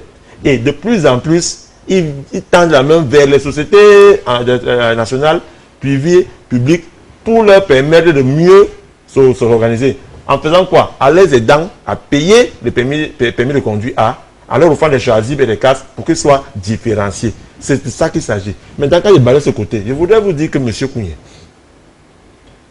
c'est une décision du président de la République. Permettre à tous les patients indigents d'être déséquestrés, c'est-à-dire qu'on les enlève des hôpitaux pour leur permettre de rentrer chez eux et que la note remonte. C'est une décision du président de la République que n'a suivi que le ministre de la Santé. La première chose qu'il faut faire comprendre, c'est que vous ne pouvez pas, à ce moment-ci, quand les Camerounais souffrent, à chaque mesure prise, vous venez dire que non, il faut les mettre de côté, c'est quand vous serez au pouvoir que ça va aller. Non, monsieur Kounié. Je peux dire un mot. Vous ne pouvez pas dire un mot. Vous ne pouvez pas monopoliser la parole. J'ai encore 3 secondes pour finir. Je vais vous donner la parole. Oui. Maintenant, pour terminer, je voulais vous faire un truc. C'est vous qui nous dites ici qu'on a promis au PME, PMI 30% de l'enveloppe globale des grands projets structurants. Mais c'est effectif. Quand vous entendez que Soja Satcom, par exemple, pour ne pas faire sa publicité, a eu le marché du deuxième pont sur le Vouri. Mais Soja Satcom n'est que l'entreprise contre-attaque du marché. Mais à l'intérieur, il y a près de 23 entreprises camerounaises qui ont gagné chacune à son niveau un petit marché. C'est ça, soutenir les PME, PMI. Quand vous apprenez par exemple qu'une grosse entreprise a gagné, comme les Turcs, qui ont pris le stade de la Poma, il y a, dans ce gros projet, il y a plusieurs petites PME. Écoutez, ils sont 18. Vous êtes en train de faire une fuite dans l'avance sur cette question. Il y a 18 entreprises là qui ont eu. On vous dit que c'est bien. On ne peut pas passer le temps à discuter pour discuter. Voilà. Monsieur Emmanuel Kounié, vous aviez votre parole. Je vous la remets. La bourse des PME, ça n'a pas existé. Ce que La vous banque dites là, existe. ouais, ce que vous dites la bourse des PME, ça dit qu'un groupement. Ce que vous dites Est-ce là, que la banque existe, c'est dans ça? votre esprit. Ah, Et je bon, voudrais si. vous dire que quand vous parlez de deuxième pont sur le Vouri, quand on a commencé ce travail et jusqu'à un certain niveau, je n'ai pas suivi la fin. Mais ce qui est vrai, c'est que tous ceux les Camerounais qui étaient recrutés là-bas étaient soit des chauffeurs, soit des gardiens, soit aucun ingénieur camerounais en réalité n'était là pendant au moins les 2 premières années. Donc c'était une affaire, de ceux qui ont gagné le marché. Maintenant, pour revenir à Manaouda Malachi. Je voudrais vous dire, cher monsieur, quand vous parlez de Ben Sikiner, ça c'est ce qu'il faut faire disparaître. Un pays ne peut pas se développer de cette manière. Toute la jeunesse camerounaise, vous ne pouvez pas nous dire que ces jeunes-là, c'est ce métier que vous avez réservé pour eux. Vous faites seulement une autoroute. Oui, mais vous faites seulement l'autoroute Douala Yabassi, Douala Yabassi, Yabassi Loum Kumba vers Ikop, puis c'est déjà fait de ce côté-là. Et puis vous n'avez pas l'agriculture, non? Vous mettez les jeunes dans l'agriculture, vous les financez, ils vont se mettre en coopérative de producteurs, en coopérative. On doit... les millions que vous avez pris aux jeunes de Yabassi là pour leur faire l'agropole, pourquoi vous ne parlez pas de ça? Qu'est-ce que tu parles de Oui, votre camarade. Mais c'est le projet de quelqu'un. Va lui poser la question. Il va te dire ce qu'il fait. Donnez le nom. À l'intéressé. De qui? C'est toi qui parles de ça. Non, vous connaissez son nom. Si de la personne. Comme votre camarade, vous ne parlez pas de nom. vous dire, ne faites pas le désordre. Je voudrais vous dire que les jeunes doivent être impliqués dans l'agriculture. Mais le ministre des petites et moyennes entreprises a parlé dans ce conseil des ministres des chaînes de valeur. Il a parlé de chaînes de valeur. Il n'y a que le gouvernement qui est responsable. Attends. Les élus ne sont pas responsables. Je vais t'expliquer. Les chaînes de valeur dont il parle, les chaînes de valeur dont il a parlé, effectivement doivent exister. C'est-à-dire qu'il faudrait que les jeunes agriculteurs se regroupent en coopératives d'agriculteurs, qu'il y ait aussi des coopératives d'acheteurs ou bien de distributeurs et même de coopératives de jeunes qui font l'exportation, qui peuvent aller chercher les marchés à l'étranger. Dès lors que ça va se passer comme ça, des gens vont se retrouver dans des affaires qui peuvent avoir, n'est-ce pas, de l'avenir. Mais vous ne pouvez pas dire que vous ramassez tous les gens qui ont été à l'école, vous les mettez sur les motos, vous dites que vous avez organisé, ils ont des chefs, ils ont des... C'est quel genre ils gagnent pour ces jeunes-là ne peuvent jamais se marier, jamais se construire, jamais vivre. Ils ne peuvent pas construire famille. Ça, c'est la pauvreté. Merci beaucoup. Ce que je voudrais dire, c'est que le monsieur du RDPC, monsieur Zam, ne peut que soutenir les Benskinas. Je vous le conseille.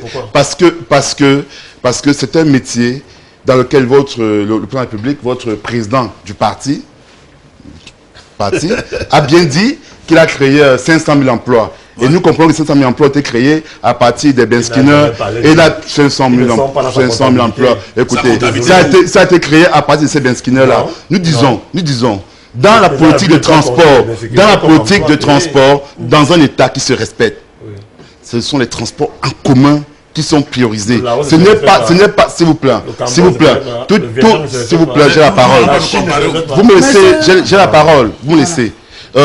Tout État qui se respecte doivent développer des systèmes de transport en commun, c'est-à-dire les trains, les bus et consorts, pas les transports de 2 places. Vous adhérez au pacte mondial concernant la pollution. Mais vous imaginez un peu ce que ça fait, tous ces Benskinas-là. Pourquoi on ne parle pas de Côte d'Ivoire? Pourquoi on ne parle pas du Sénégal? Donc, sur ce côté-là, je ne dis pas pour l'instant, le fait qu'il y ait des Benskinas, vous donnez l'impression qu'ils sont contre eux. Nous ne sommes pas contre les Benskinas, monsieur. Nous ne sommes pas contre les Benskinas. Nous disons que ce métier est la preuve de l'échec de l'emploi, de la création d'emplois du régime RDPC. Maintenant, en revenant maintenant sur la question de l'agriculture. Non, il n'est pas question, s'il vous plaît. On ne parle pas d'agriculture. D'accord. On parle de Manaouda Malachi, on parle de santé. Je voulais juste faire un petit point parce qu'il on aura l'occasion de faire ce point en parlant du climat des affaires. Vous ne me permettez pas d'avancer sereinement. Je voulais juste sortir de là. Bonsoir à vous sur le plateau. Vraiment, Emmanuel Kounié, l'autre du MRC, n'ont rien à dire. Ils ne comprennent pas le fonctionnement de l'État. Ils sont juste dans la contestation infantile. Courage à M. Zang, qui est serein. Encore. Oui. Monsieur en chapeau n'est pas respectueux, il cherche à fausser le débat. Quand il a la parole, les autres l'écoutent. C'est Christian qui écrit. Monsieur Kounié et son compère du MRC ne font pas un débat socialiste mais politique. Monsieur Zang ne peut pas parler de signes extérieurs des richesses puisque c'est leur sport favori au RDPC. Monsieur Malachi fait fait de la comédie. Il a mis la charrue avant les bœufs. Il va tuer les hôpitaux parce que tout le monde, voilà, est indigent. Monsieur Otaguer à Douala. Vos arts ressemblent à des dés et ça rend les choses compliquées. Bonsoir à tous. Pour une fois, il faut que ces deux opposants du plateau louent les actions fortes du ministre Manaouda. Comme ils sont contre, qu'ils nous proposent alors des solutions concrètes. Notre SMS, mesure très salutaire, d'ailleurs prescrite par le chef de l'État, mais non souvent appliquée par les directeurs généraux des hôpitaux. Basile, qui écrit: bonsoir le plateau, juste pour passer mon message, les Camerounais sont suffisamment intelligents. La preuve est sur votre plateau. Je salue le responsable du RDPC. Bonsoir Rosalie. Le temps trop se trouve. Bon, c'est compliqué. Oh là là, quand vous écrivez trop abrégé. Bonsoir à vous sur le plateau. Monsieur Kounia a entièrement raison par rapport au discours politique qui n'apporte rien de tout aux Camerounais.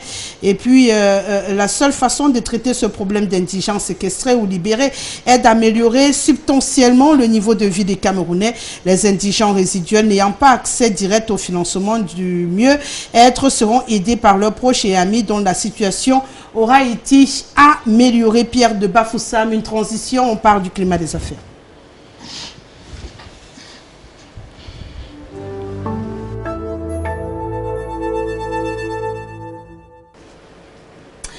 On parlait dans nos débats depuis le début de cette émission du récent rendez-vous économique dans la cité économique Douala qui a permis donc de faire le point de l'état du climat des affaires au Cameroun. Il faut dire que pour l'instant, beaucoup de plaintes observées de la part des opérateurs économiques qui ont pu, à l'occasion de ces rendez-vous du Business Forum dans la ville de Douala, rappeler les engagements pris des années précédentes qui n'ont pas été finalement implémenté et bien sûr dans un souhait de voir le climat des affaires s'améliorer. Monsieur Kounié, déjà quasiment tous ceux présents sur ce plateau sont des hommes d'affaires. Vous qui évoluez quotidiennement dans ce milieu-là, qu'est-ce qui empêche que ça marche? Non, c'est que l'État n'honore pas ses engagements. L'État n'honore pas ses engagements. Et puis, nous avons pensé que l'État, la relation entre les opérateurs économiques et l'État doivent avoir des relations de, comment dirais-je, des relations de convivialité. C'est-à-dire qu'ils doivent travailler en parfaite collaboration. Et l'État, on ne doit pas voir l'État comme un adversaire des opérateurs économiques. Et quand on voit comment ça se passe, par exemple, en matière de fiscalité, et je vais revenir dessus, cette affaire de la TVA. Quand on parle de crédit de TVA, c'est un serpent de mer qui emmerde les entrepreneurs. Les entreprises. Et je veux m'expliquer un peu. Si je suis par exemple une entreprise, une imprimerie, je livre de la marchandise à la Sonel. Alors, à la fin du mois, je dois déclarer ma TVA. Et déclarant ma TVA, je dois déclarer mon chiffre d'affaires. Donc je dois payer la TVA sur le chiffre d'affaires. Or, parfois, on me paye 60, soit 90 jours, parfois 120 jours. Donc, je paye la TVA à la fin du mois. Quand je déclare, je paye. Maintenant, la Sonel, au moment de me payer, parce que c'est une entreprise qui a le droit de retenir la TVA, va payer moins la TVA. Donc je paye 2 fois. Ça, c'est un crédit de la TVA qu'on doit pouvoir me reverser. Mais il y a des entreprises qui ont des sommes énormes de TVA, comme ça, de crédit de TVA entre les mains de l'État. Vous allez, on ferme la comptabilité, on se rend compte qu'effectivement, vous avez les crédits de TVA. Mais une autre administration vient vous demander une autre taxe.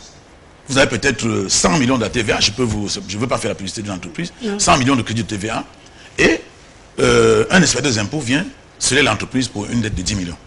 Et il dit, écoutez, moi j'ai un crédit TVA de 100 millions, on leur dit ce n'est pas la même chose. L'État doit te rembourser, mais tu payes d'abord ici.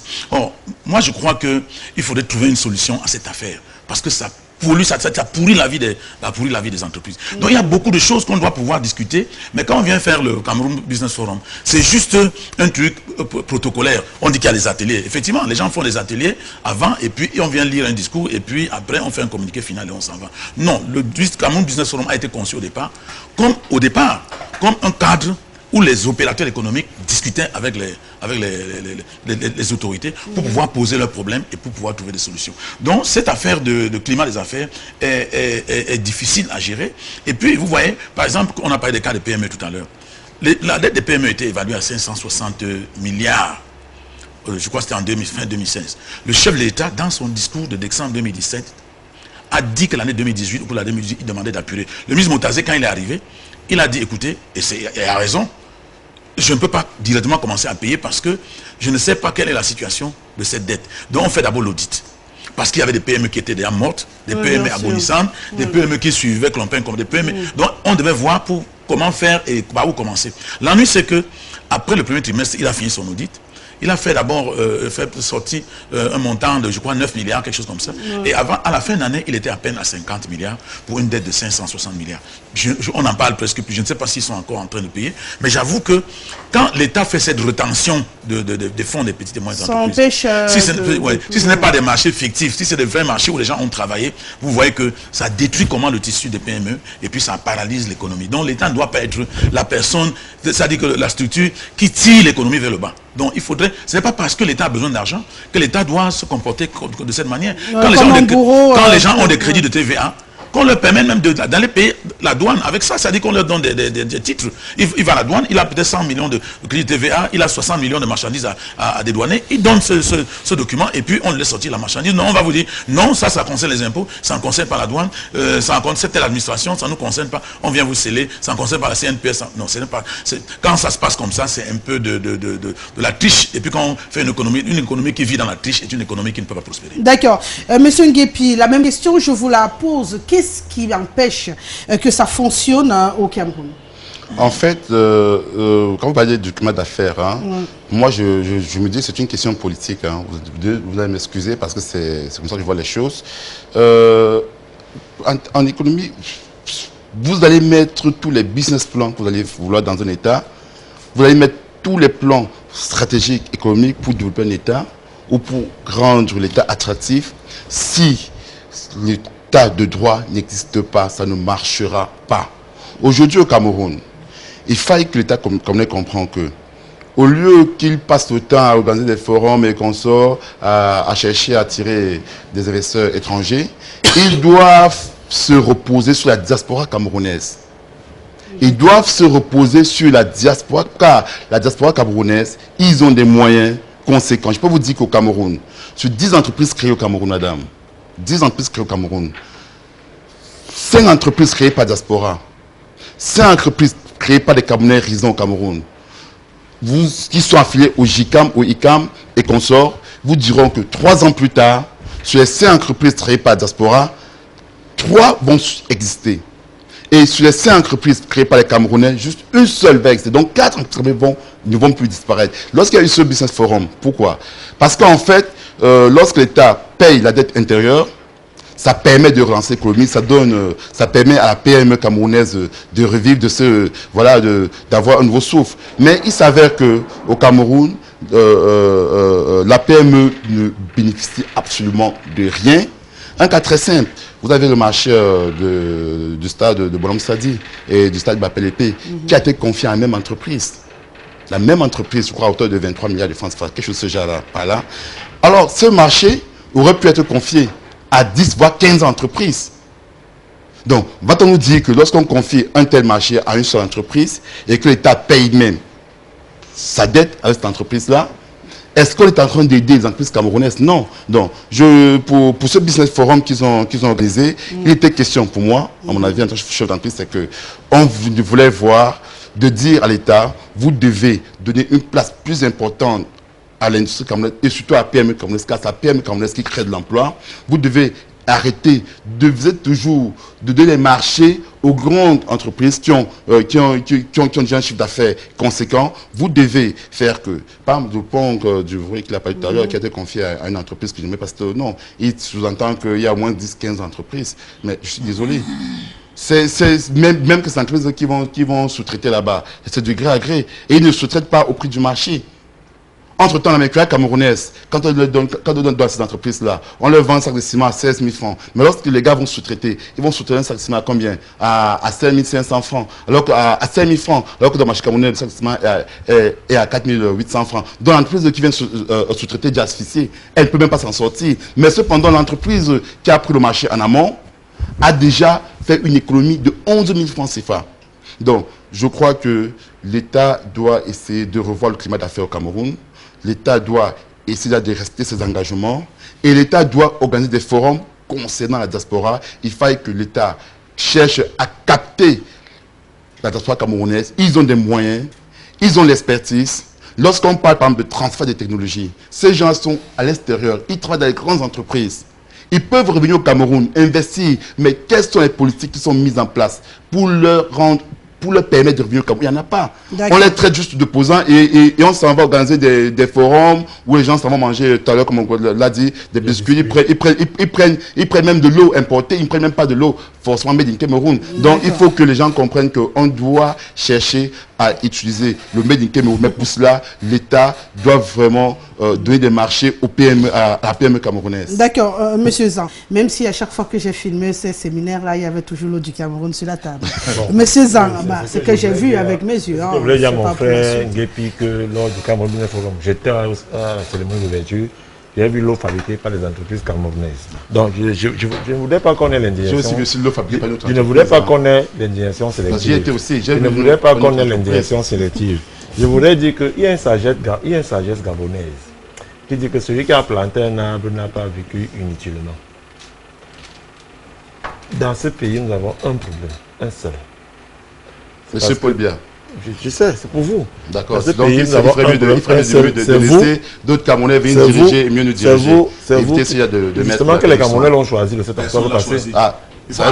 Bon, on est sur un débat. Arrêtez cette histoire, personne ne l'a choisi. Il faut laisser tranquille. Quand vous faites un coup d'État, vous restez au pouvoir, vous êtes au pouvoir. On sait qui est le pouvoir. Mais le pouvoir, il gère. Non, on l'a choisi, personne ne l'a choisi. Bon, en même temps. Non, je vous redonne votre parole, monsieur Zan. Juste le temps de demander également de respecter les avis des uns et des autres. Ça veut dire que chacun parle, il assume sa parole. Il ne peut pas parler au nom de tous les Camerounais. Chacun sait dans son cœur qui l'a voté tard à la maison. Monsieur Zan, le président de la République du Cameroun, son Excellence Paul Biya. C'est mieux dit. La déplaise à certains. Le président de la République du Cameroun, la déplaise à certains. Par les présidents de Facebook. Non, le président Paul Biya, je suis d'accord avec Paul Biya. Le président légal du Cameroun, ok. Je suis d'accord avec vous, vous pouvez continuer. Le président de la République, son Excellence Paul Biya, a commis le Premier ministre, chef du gouvernement, d'aller au Cameroun Business Forum. Je tiens à vous dire, à rappeler à nos apprentis économistes que c'est le 10e forum entre l'État et le privé. Et de ces 10 forums, il y a eu 200 résolutions. Laissez-moi pas en 10 forums. Combien exécuté? J'y arrive. Vous ne l'avez pas dit, laissez-moi le dire. Je vais dire, quand je dis, prenez des notes, je ne fais pas du populisme. Je dirais ce qui marche et ce qui ne marche pas dans le climat des affaires au Cameroun. Et je commence par la pilule qui est sucrée avant de terminer par la pilule amère. Je commence par la pilule sucrée pour dire que 10e forum Cameroun Business Forum, 10e édition, il y a eu 200 résolutions données. L'État du Cameroun en a déjà résolu 150. Il en reste 50. C'est M. Tawamba qui le dit, le patron du JICAM. Ce n'est pas moi qui le dis. Ça, c'est deux. Deuxième chose, dans le Doing Business 2019, le Cameroun a gagné 6 places.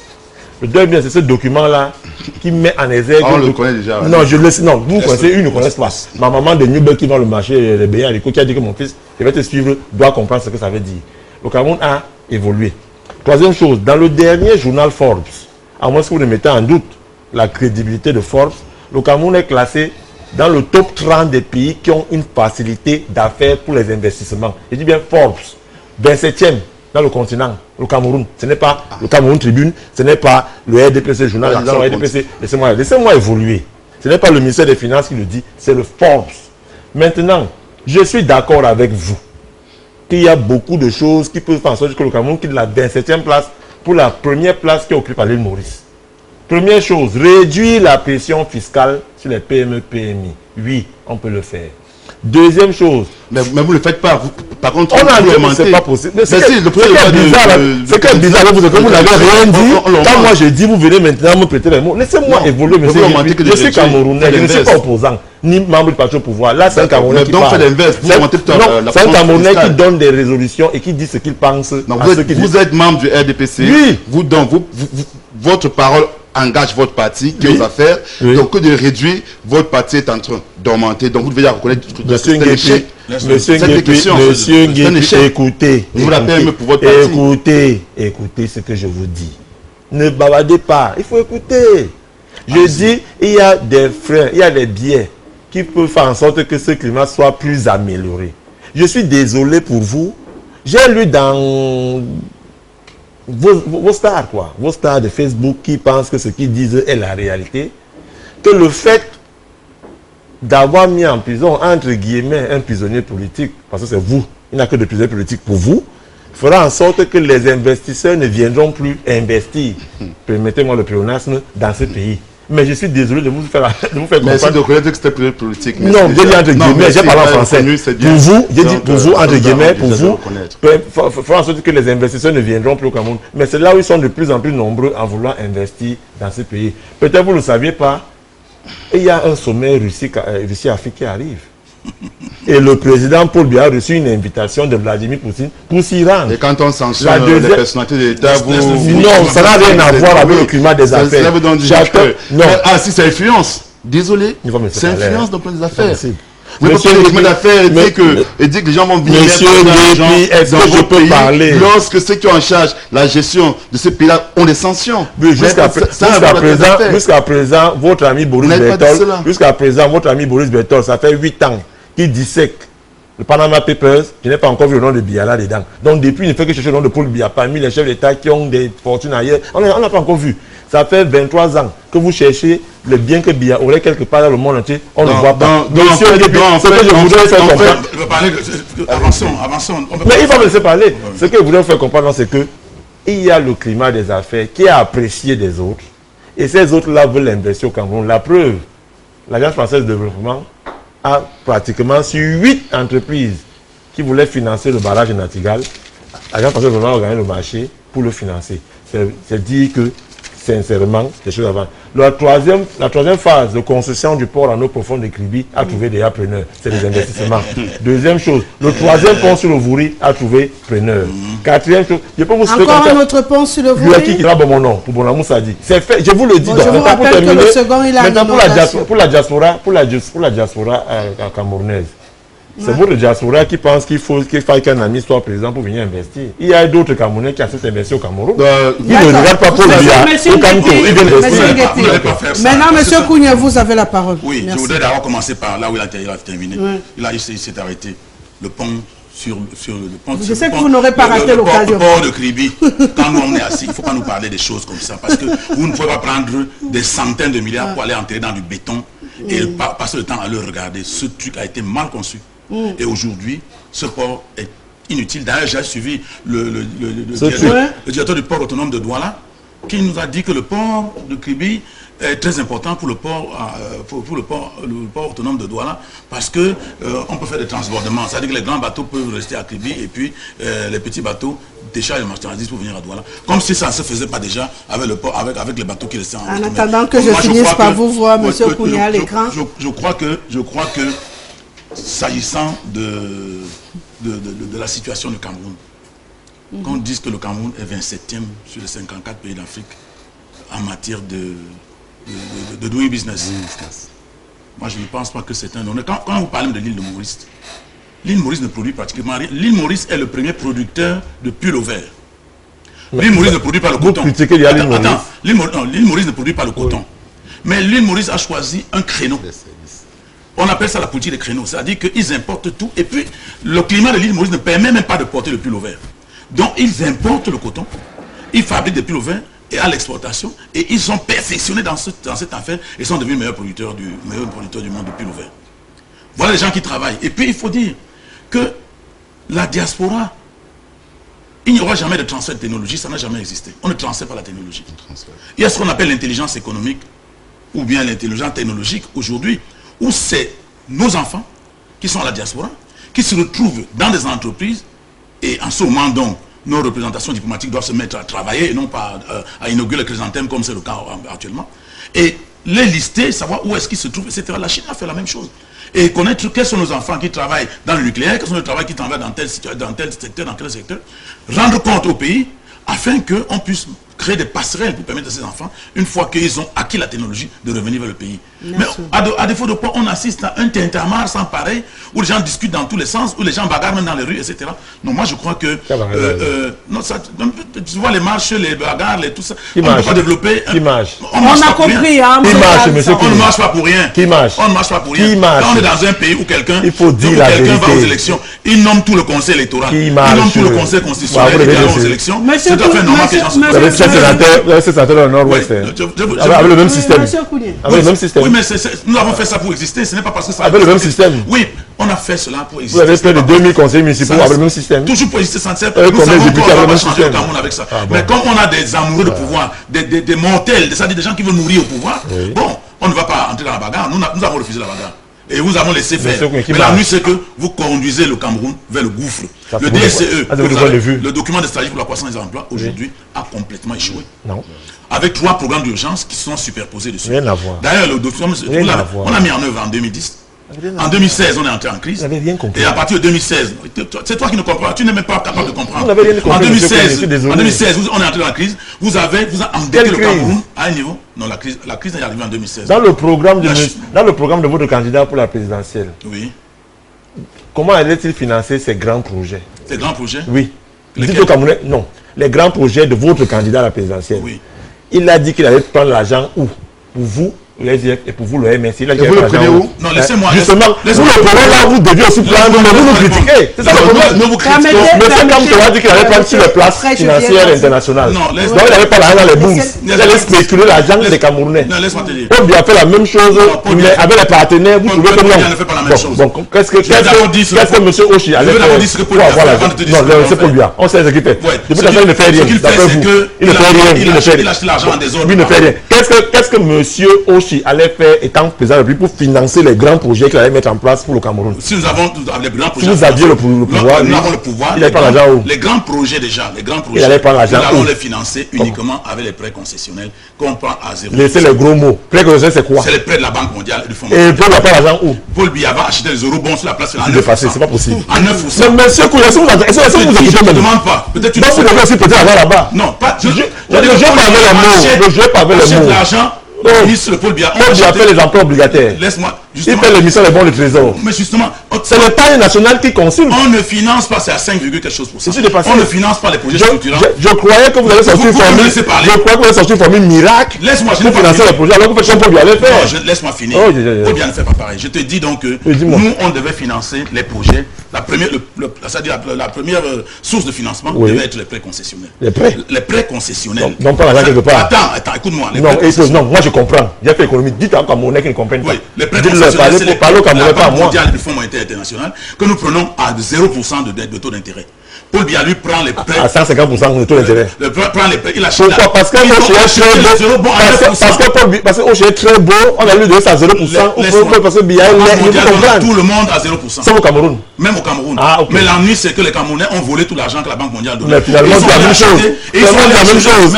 Mais ce monsieur ne veut pas que je m'explique. Mais on dit la même chose. Tu m'interromps pourquoi? Non, on dit la même chose. Ça, c'est qui, non? Vous n'avez pas la parole. Monsieur le MSC, vous ne donnez pas l'argent. Mais attendez, c'est pas vous qui donnez la parole, monsieur. Non, c'est pas possible. Il joue trop. Monsieur Zan. Prends monsieur qui fait le bourrage sur le plateau. Il n'y a pas rien, ce type-là. C'est vous qui ne savez pas ce que vous dites. Laisse-moi parler, cher monsieur. Non, je ne peux pas critiquer un système alors que vous voulez faire la même chose. Vous êtes tous des malades. Qui? Tous ceux qui sont dans le régime de RDPC doivent aller à l'hôpital. Ils sont en train de quoi? Dites-nous, pardon. Ils sont en train de quoi? De vol. Le vol est une maladie. Ah bon? Bon, parlons de la quand on dit que quelqu'un a volé 3 000 milliards, il doit aller à l'hôpital, pas en prison. C'est toujours le même RDPC qui est en prison. Non, ce n'est pas en prison, il ne doit pas aller en prison. Il doit d'abord aller à l'hôpital pour qu'on s'assure qu'ils sont normaux. Un homme normal ne vaut pas 3 000 milliards. Ce n'est pas possible. Parce que peut-être ils sont tous malades. Moi, un homme normal ne peut pas voler 3 milliards. Donc, je disais donc que nous, on vous a dit mieux qu'on devait financer beaucoup d'autres choses. Et nous avons dit que le budget du Cameroun était capable de faire beaucoup. Parce que... Un budget c'est une prévision. Il n'y a pas là, un budget, c'est une prévision. Nous avons les lois de dépenses et recettes. Nous avons les lois de règlement. Oh, monsieur Kounié. Nous travaillons sur les lois de règlement. Vous avez répondu. Je crois que vous avez le MRC avec l'argent. Merci. Non, s'il vous plaît, on va sortir. Je vais bien expliquer, mais lui, il ne peut pas me donner la parole. On va sortir de ce sujet sur le climat. S'il vous plaît, monsieur Nguepi. Merci. On va sortir de ce sujet sur le climat des affaires parce qu'il faut qu'on parle. Vous parlez depuis de politique. Hein, il faut bien qu'on rentre totalement dans ce sujet. Donc, en une minute, je dis bien une minute parce que je serai obligé, vous le savez, de faire appel à mon action. Monsieur Zang, voilà. De faire appel à cela. Donc, on va y aller en une minute. Concrètement, pour vous, qu'est-ce qu'il faut changer pour qu'on ait une chance d'avoir des hommes d'affaires de qualité au Cameroun, monsieur Nguepi? Paul Biya. D'abord, l'appareil étatique, ceux qui sont en charge de la chose de l'État, hein, tant qu'ils seront au pouvoir, nous n'aurons pas d'homme d'affaires de qualité. Parce qu'aujourd'hui, l'homme d'affaires est instrumentalisé au Cameroun. C'est-à-dire que quand vous êtes un homme d'affaires, vous êtes obligé de faire partie du RDPC de Sa Majesté présidentielle afin d'exister. Donc, pour qu'on ait des hommes d'affaires d'exception au Cameroun, il faille que ceux qui sont au pouvoir aujourd'hui, qui comprennent qu'ils ont géré, depuis 1960, ils sont aux affaires, ils doivent partir. C'est pour ça que nous disons, si Paul Biya fait le go-out, s'il s'en va... Et les affaires vont devenir... non, je pense que s'il est plus d'affaires, ça va donner une certaine confiance, un certain bouffe d'oxygène aux gens qui pourront facilement bien investir. Parce que, un cas très simple, la diaspora camerounaise, ils ont de l'argent. Ils font vivre des familles au Cameroun. Au Cameroun, par exemple, il y a la question de la double nationalité qui n'est pas reconnue. Donc, pour déjà leur capter, il faut d'abord reconnaître cette nationalité, de 1. De 2, les 100 sénateurs, les 10 sénateurs par région qu'on a créés, dont 30 sont nommés par le président de la République, qui est déjà une incongrue, il faille qu'on puisse même créer 10 postes de sénateurs pour la diaspora. Il faut donner des garanties politiques à cette diaspora-là. Si par exemple on crée 10 postes de sénateurs pour la diaspora camerounaise, c'est des personnes qui vont défendre leurs intérêts politiques et économiques à l'extérieur du Cameroun, parce que nos ambassades, ça ne leur servent à rien, à part juste faire les 4 consulaires là-bas et c'est vrai comment les mariages, ça ne sert absolument à rien. Donc, si déjà on peut créer des postes politiques pour la diaspora camerounaise, je pense que ces gens-là pourront facilement venir au Cameroun, investir, et ils pourront amener leur savoir-faire chèrement à l'extérieur, et c'est tout au Cameroun qui pourra en bénéficier et mieux se développer. D'accord. Monsieur Kounié, en une minute, à votre avis, qu'est-ce qu'il faille pour que le climat des affaires, surtout on est des hommes d'affaires finalement de qualité au Cameroun, qui pourront relancer... Il faut déjà comprendre que la question essentielle au Cameroun est économique. Oui, et comprendre que le casting que M. Biya a choisi a échoué. Quand un casting échoue, on le remplace. Même si lui ne va pas partir, il change de casting.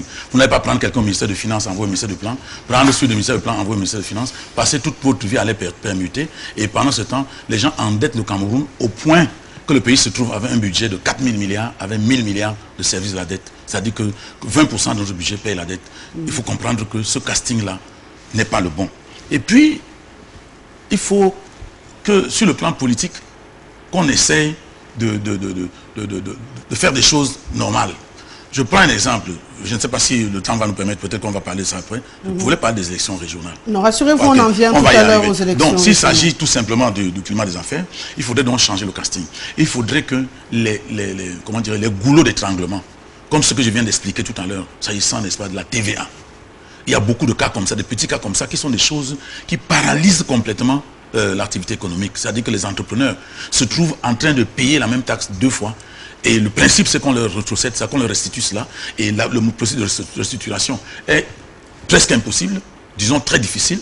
Et à un moment donné, vous allez vous rendre compte qu'au terme d'un certain nombre d'années, vous n'avez plus la possibilité de revendiquer ce qui vous revient. Donc, il faut que l'État lui-même, après, commence par être sérieux et que le climat, comme je l'ai dit tantôt, entre les entreprises, qu'on essaie de tout faire pour créer un climat de confiance entre l'entreprise et le pouvoir public, et non parce qu'aujourd'hui c'est un climat de méfiance. La confiance doit remplacer la méfiance actuelle. Monsieur, en une minute. Oui, en une minute, j'ai pu entendre de ce qu'il faut de RPC pour gagner un marché avec l'État du Cameroun. La refonte, la révision, je ne sais pas moi quel terme juridique employé pour le code pénal et le code de procédure pénale a été bel et bien gagné par eux qui ne sont pas du RDPC.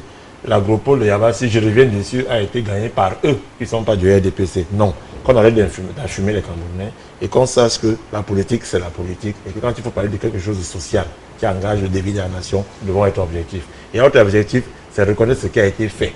Et non se contenter du train qui arrive en retard alors que 9 autres sont arrivés à gare. Il faut juste qu'on se mette ensemble pour trouver les raisons qui ont poussé le train qui arrive en retard à gare, pourquoi il arrive en retard. Et ces raisons-là, c'est quoi? Il faudrait justement que la pression fiscale sur les PMI baisse. Il faudrait qu'on ait une main-d'œuvre plus qualifiée. Et je loue ici l'initiative des établissements dits professionnels qu'on a créés. Et le passage du système classique au LMD. Il faudrait par exemple que le guichet unique soit plus performant, que les taxes douanières baissent un peu plus et que les infrastructures au niveau du système industriel soient de plus en plus innovantes. Voilà qui est dit. On va demander une transition et on va parler bien sûr des perspectives électorales au Cameroun.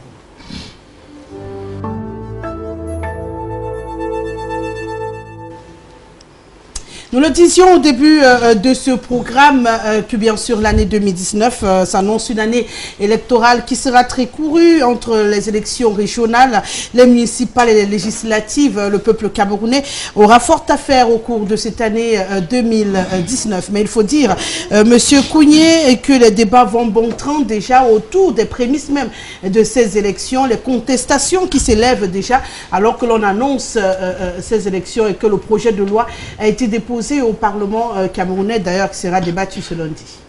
Je crois que le Cameroun risque de devenir la risée du monde. C'est-à-dire qu'on va dire qu'au Cameroun, il n'y a que des amuseurs publics.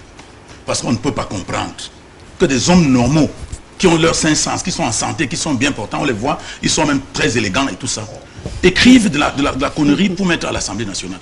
Comment voulez-vous? Nous avons déjà passé la première étape. Nous sommes allés aux élections sénatoriales. Nous leur avons dit que ce système-là n'est pas bon. Vous ne pouvez pas penser que des gens peuvent être éligibles sans être électeurs. Sur le plan du droit même, sans être un juriste, je ne suis pas un juriste, mais quand vous n'avez pas intérêt dans une affaire, on ne vous implique pas là-dedans.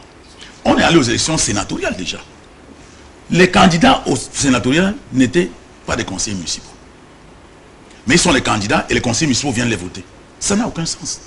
Aujourd'hui, on veut nous amener à une élection régionale où les conseillers municipaux ont voté des gens qui ne sont pas conseillers municipaux pour les représenter.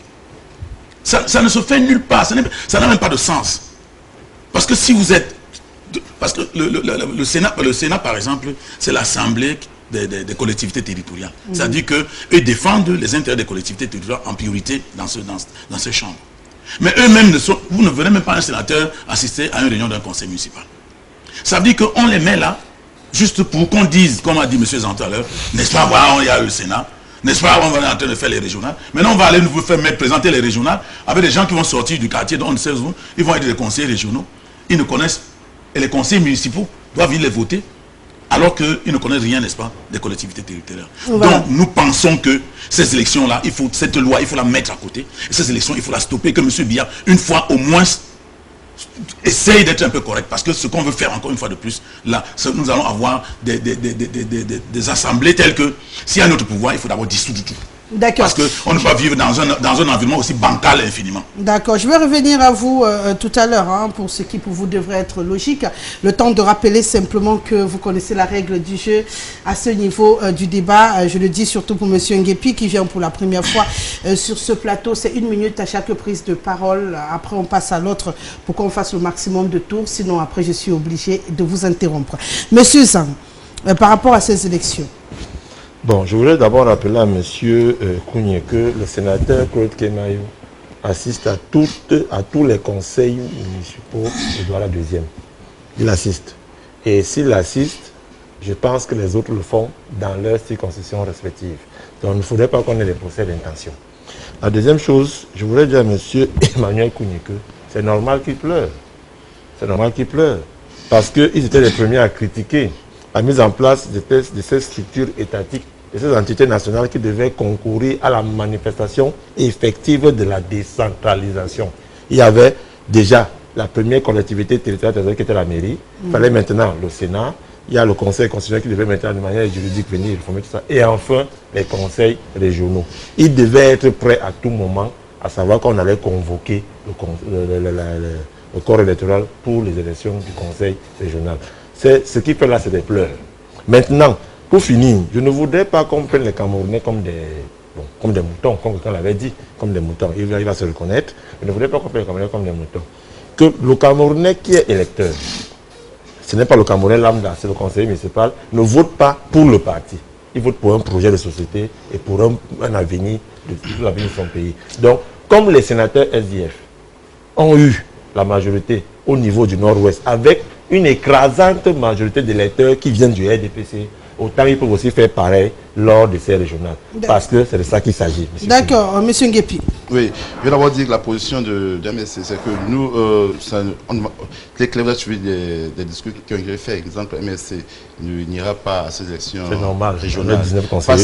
Parce que dans ce pays, quand on vote des lois, on ne vote pas des lois en tenant compte du peuple camerounais réellement. Pourquoi je le dis? Un, il y a une incongruence. Le projet de loi qui est posé sur la table des députés en ce moment n'est pas compatible avec la loi sur les conseils régionaux de 2004. Donc, ça, non. Parce que cette loi précise que le nombre des conseils régionaux est proportionnel par rapport aux habitants. Alors que cette loi qui est déposée dit, s'il vous plaît, je peux vous inviter à le regarder. Oui. Alors qu'aujourd'hui, non, s'il vous plaît, alors qu'aujourd'hui, on demande 90 conseillers par région. Non. Il y a déjà... Le PIB de Douala, c'est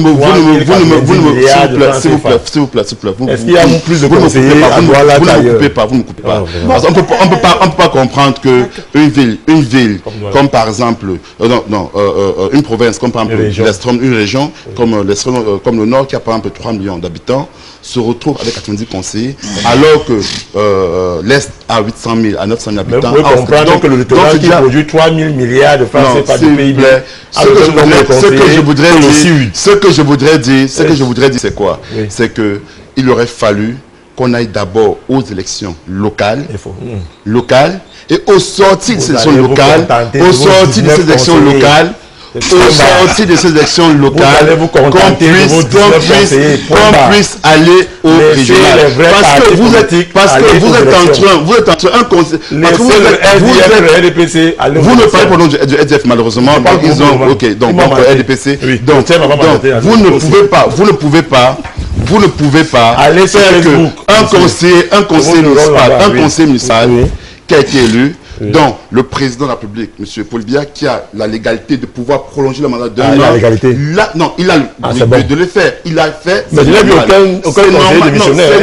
Le seul conseiller qui a le courage de démissionner, c'est Wafo. C'est Limilobe. Mais vos conseillers sont là, continuent à manger les conseillers municipaux.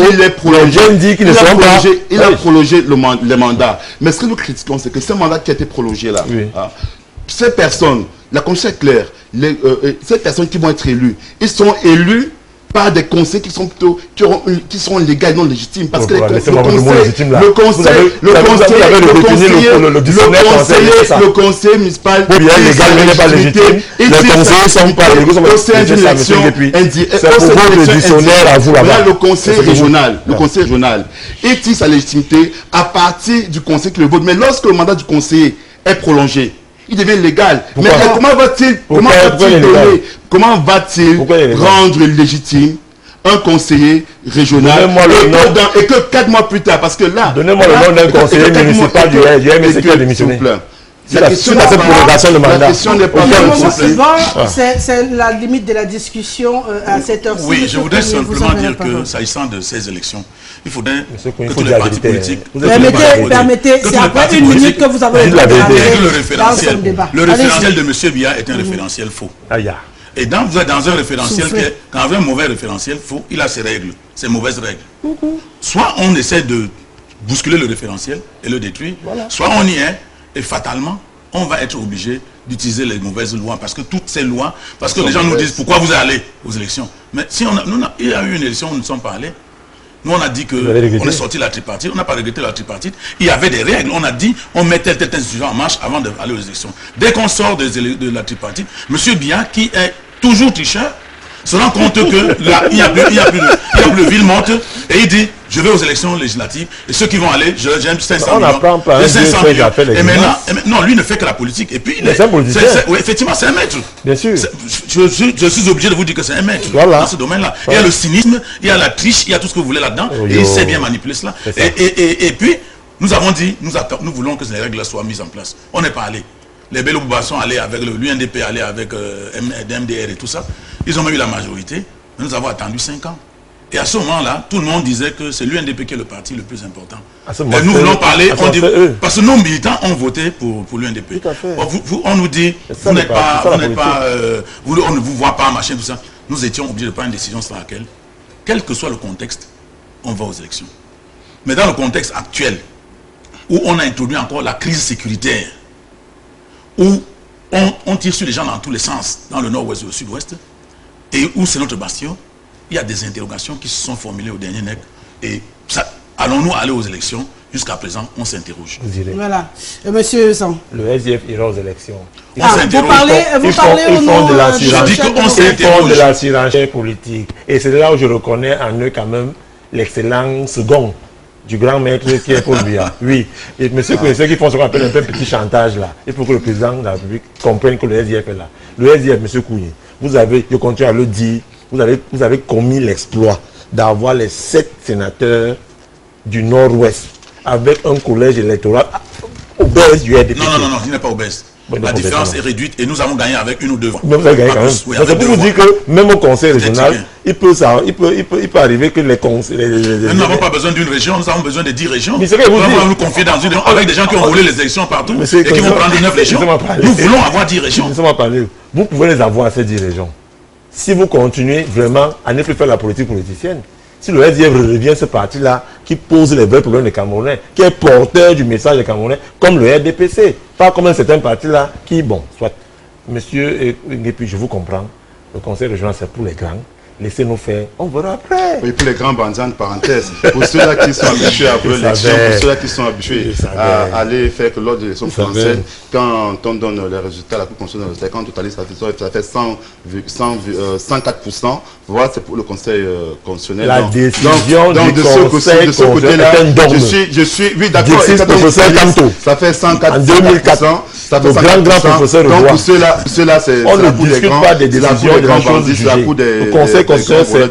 Donc, vous venez donc de reconnaître que vous irez aux élections en tant que ce parti-là qui, dans son rôle de conservation du pouvoir, passe le temps à vos élections. Mais comme ça, on dit que les dés sont pipés à ce niveau-là, et au niveau du conseil régional, nous disons, dans un climat d'apaisement, il y a de nouvelles forces politiques qui sont là, qui font les preuves comme l'univers qu'on sort. Il aurait fallu qu'on modifie. Non, d'abord qu'on aille aux élections locales et législatives. Et après, si par exemple, la loi sur le conseil régional a été votée depuis la Constitution pour cela depuis 1996. En 2004, la loi existe. Mais si vous avez attendu de 1996 à 2019, ça fait combien d'années? Ça fait 23 ans. 23 ans. Donc, on vous demande d'attendre 10 mois et d'organiser votre conseil. Vous refusez. Vous estimez que vous avez besoin. Nous comprenons que vous avez peur. Vous avez peur. Vous savez très bien, vous êtes conscient que si aujourd'hui, on organise les élections locales, vous allez perdre votre obésité que vous avez et que les conseils régionaux, vous allez perdre cette majorité-là. Donc, afin de vous assurer que vous aurez toute la majorité absolue, et comme actuellement vous avez la majorité absolue sur les conseils locaux, vous tenez forcément à l'autre maintenant. Si vous n'avez pas peur, monsieur, si vous n'avez pas peur, monsieur, organisez d'abord les élections locales, et après, on ne veut plus les marques inutiles. On ne veut plus casser l'ambassade. On ne veut plus le cinéma du conseil constitutionnel. Vous êtes conscient que si on va aux élections aujourd'hui, pour les localités, vous serez battus. Et après, vous serez battus. La preuve. Conseil régionaux. Vous dites 90 conseillers, 20 pour la partie, pour les chefs traditionnels et 70 pour les autres. Vous êtes conscient que si on va aux élections pour les conseils locaux, vous allez perdre Nous allons vous Madame, gagner, madame, et quand vous gagnez, nous allons c'est la chiromancie. nous aurons Vous au moins 50 conseils régionaux par petite région. chose. D'accord. Ça, c'est la Allez, chiro- donc, ça, c'est continuez, la c'est chiromancie. ça, s'il te plaît. Ça, c'est la S'il vous chiromancie. plaît, Je voudrais- s'il vous plaît, Je s'il voudrais vous dire, plaît. je voudrais dire, Ça, c'est la chiromancie. Je vous ai- S'il vous Non, mais ça veut dire que Vous vous avez avez peur de vu nous. ça, je voudrais dire, Vous avez peur de nous, je c'est voudrais clair. dire- Allez, Vous avez peur de vous, hein. Je Vous avez peur de l'ambassade. J'ai peur de- vous avez peur d'être vaincu. voudrais J'ai peur dire- des insurrections. Vous avez été battu. J'ai peur de casser l'ambassade. Je voudrais dire à J'ai mes peur de amis, vous. D'accord. Nous avons peur des je bonnes voudrais dire à mes choses. amis de l'opposition que la politique, c'est quelque chose de Enfin. très subtil. Ah. Et c'est d'autant plus que vous voyez ce qui se passe en Algérie. Quand, en 91, on a ouvert le jeu démocratique, le Front islamique du salut a raflé toutes les élections locales. Tout à fait. En 92, ils sont allés au municipal, ils ont eu 48% au premier tour. Mais ils ont fait beaucoup d'histoires. C'est-à-dire que tout le monde a vu que sur le plan sociologique, c'était la majorité. Mais parce qu'ils sont agités, on a mis les leaders en prison. Et les militaires du FLN sont restés au pouvoir jusqu'à aujourd'hui. Aujourd'hui, Bouteflika ne parle pas pourquoi. Bouteflika ne parle pas parce qu'on a peur, parce que le Front islamique du salut reste majoritaire dans la couche. Mais on veut orienter, n'est-ce pas, la gouvernance de l'Algérie vers quelque chose qui ne va pas ressembler à cela. Et c'est pour ça qu'on a des difficultés il veut partir, il veut d'abord arranger, etc. Ouais. Donc ce que nous avons à faire, c'est de comprendre que même Paul Biya, pour qu'il ait le pouvoir en 82, personne ne l'a jamais vu. On l'a vu le jour où il prend le pouvoir. Il est Premier ministre. Oui, on l'a vu, il était Premier ministre, même Premier ministre effacé. Personne n'imaginait même que, d'abord, sa voix ne Donc, on peut dire que celui qui Non, fait le bruit, là- non, pas pour dire ça, pour dire Il faut dire que ça. nous devons, en tant que politiciens, Ceux qui font le bruit là. en tant que politiciens, Monsieur nous Koundé, devons mettre... faut dire soit la vérité, Attends, hein. attends. Nous devons mettre beaucoup de ruses dans notre démarche Votre conseil pour concerne arriver qui? à notre objectif. Ça concerne le RDPC Non, et tous pas les vrai. autres. Non, malheureusement, Je reviens à vous pour le dernier tour. Nous n'avons pas laissé ça passer parce que... S'il vous plaît, je reviens à vous pour le dernier tour de table. Le temps de lire quelques SMS, on va sortir de cette émission. Comment on peut aller au régional sans commencer par les municipales? Biya veut toujours rester leader. Ça ne se fait pas. Pour moi, le Cameroun reste un pays fantôme où on trouve beaucoup de comédiens. C'est Ngoum et Thomas qui écrit ce matin. Bonsoir, Monsieur Kounié et Monsieur Alex veulent quoi exactement? Qu'ils attendent de leur tour. Pour le moment, ils doivent souffrir d'accepter les décisions du gouvernement car on ne peut modifier les lois en leur faveur. C'est Ala Dibaël Pierre de Lomier depuis Berthois. Ce Zang est un pleureur. Fermez son micro, s'il vous plaît. Bonsoir, le monsieur du SDF a raison. À mon avis, on devrait élire le Camerounais compétent au conseil au lieu des membres des partis politiques qui ont pour hiérarchie le président de son parti. Le militant du RDPC est très simple. Il pose les vrais problèmes, il reconnaît les problèmes du pays et apprécie les avancées. Ce qui n'est pas le cas des opposants qui font dans la contestation à répétition. C'est Ben El Obama. Donnez même mon numéro au responsable du SDF et je lui donnerai au moins 300 jeunes de ma contrée qui en ont ras-le-bol du RDPC. Je crois que je vais vous donner ce numéro, Monsieur Kounié, vous en avez besoin. C'est vraiment désagréable quand tous les panélistes veulent parler. Ouais, c'est ce que je leur dis depuis C'est ça le débat politique. Madame, mais malheureusement, dans la passion du débat, ça peut arriver de temps en temps.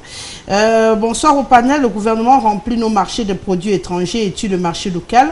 Le chômage et la misère sont notre quotidien. Cédric depuis Bafan. Encore peut-être bonsoir. Le militant du RDPC dit des choses qu'il ne maîtrise pas, qui nous donne la différence entre Paul Biya, le RDPC et l'État. Je me demande s'il est vraiment un militant du RDPC. En vrai, c'est un militant épisodique. Monsieur Emmanuel, s'il vous plaît, avec tous les millions que vous possédez, que ce vous aviez créé pour aider les jeunes Camerounais. Voilà. J'ai oublié de signer mon SMS. Et le SMS, qu'est-ce qu'il dit? Bonsoir, je suis votre émission depuis. Je suis trop déçu par l'attitude du MRC et du SDF sur votre plateau. Je crois que quand on vient à un débat, c'est pour éclairer l'opinion sur un sujet. Mais hélas, je souhaiterais que M. Kounié, son cousin du MRC, me donne un pays en Afrique où il n'y a pas de moto, comme il semble se moquer de ce secteur d'activité.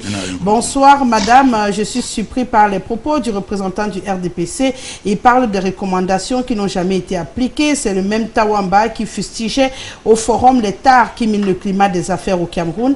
Avancer d'un rang au classement ne suffit pas à dire que ça va à bonne émission. C'est Kwamou Francis à Boya.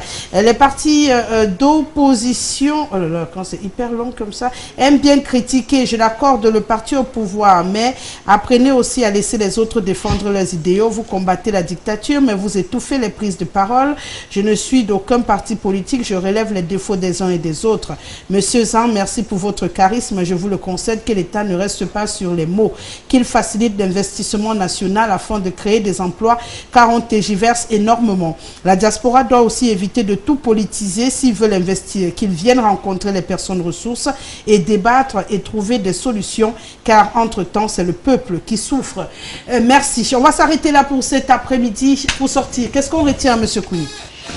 On retient de tout ce que j'ai dit. Je pense que le plus important pour moi, sur le plan économique, c'est que l'État doit pouvoir, n'est-ce pas, faire un effort. Parce que quand on sort d'un débat comme ça, on retient au moins une chose, pour que cette affaire de crédit de TVA puisse être résolue de manière honnête. Parce que spolier les gens de ce qui leur appartient, ce n'est pas normal. Si les gens ont payé 2 fois une taxe et que la loi dit qu'il faut leur rétrocéder, il faut mettre sur pied des mécanismes qui les rétrocèdent ça automatiquement, ou qu'ils soient capables d'honorer d'autres engagements vis-à-vis de l'État avec le trop perçu. C'est ce qui peut être considéré comme juste. Monsieur Nguepi Alex, qu'est-ce qu'on retient cet après-midi? Sur le climat d'affaires, je préfère parler du climat d'affaires, que si l'État veut rendre cela attractif, il doit d'abord commencer par respecter ses propres lois. Personne ne viendrait investir au Cameroun s'ils se rendent compte qu'ils vont mettre leur argent et qu'au moindre problème, ils ne pourront pas rentrer en possession de l'argent. Donc, il faille que les lois qui existent concernant ce domaine puissent être améliorées et surtout qu'elles puissent être respectées et qu'elles puissent aussi être, respectées, quoi. Donc, que l'État aussi essaie de mettre des moyens afin de capter la diaspora camerounaise qui ont énormément de ressources financières, qui ont des moyens pour pouvoir venir investir au Cameroun. Il ne faut plus passer autant aller chercher des investisseurs, des bailleurs de fonds ailleurs. Le bailleur de fonds camerounais réel, c'est la diaspora. Il faut que l'État comprenne que s'il veut de l'argent, qu'il se tourne vers la diaspora camerounaise et qu'il doit mettre des politiques pour les attirer au Cameroun afin qu'ils viennent investir et permettre de développer ce pays-là. Monsieur Zong. Qu'on dépolitise et qu'on dépassionne les débats. Que nos frères de la diaspora viennent investir pour le pays et non pour Paul Biya. 2.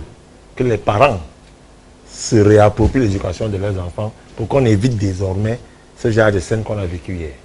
3. Que les conseillers municipaux aujourd'hui ne votent pas pour l'ami politique ou le camarade du parti, mais plutôt pour des projets porteurs, créateurs de richesses et de revenus et créateurs d'emplois pour nous les jeunes. 4. Que l'État continue dans son travail qui est le sien d'améliorer le climat des affaires et par ricochet de permettre le bien-être des populations. Nous serons là pour l'accompagner, nous serons aussi là pour tirer quand ça ne va pas. Merci beaucoup à monsieur Charles Eli Zanzan. On le rappelle, vous êtes président au GRDPC dans le 2e arrondissement de la ville de Douala. Merci à vous, Alex Nguepi Kemfak. Vous êtes à la tête du mouvement Voter Utile, bien sûr en soutien pour le mouvement pour la renaissance du Cameroun. Et puis bien sûr Emmanuel Kounié, qui est le militant du Social Democratic Front. L'émission a été réalisée une fois de plus par Jean-Martin Kemfak, Gilbert Titimbake était derrière les caméras et bien sûr Guy Landry Sioué à la diffusion. Au bonheur de vous retrouver samedi prochain. Nous serons encore au cœur de l'actualité. Ce sera du débat. Bonne suite de programme sur nos antennes.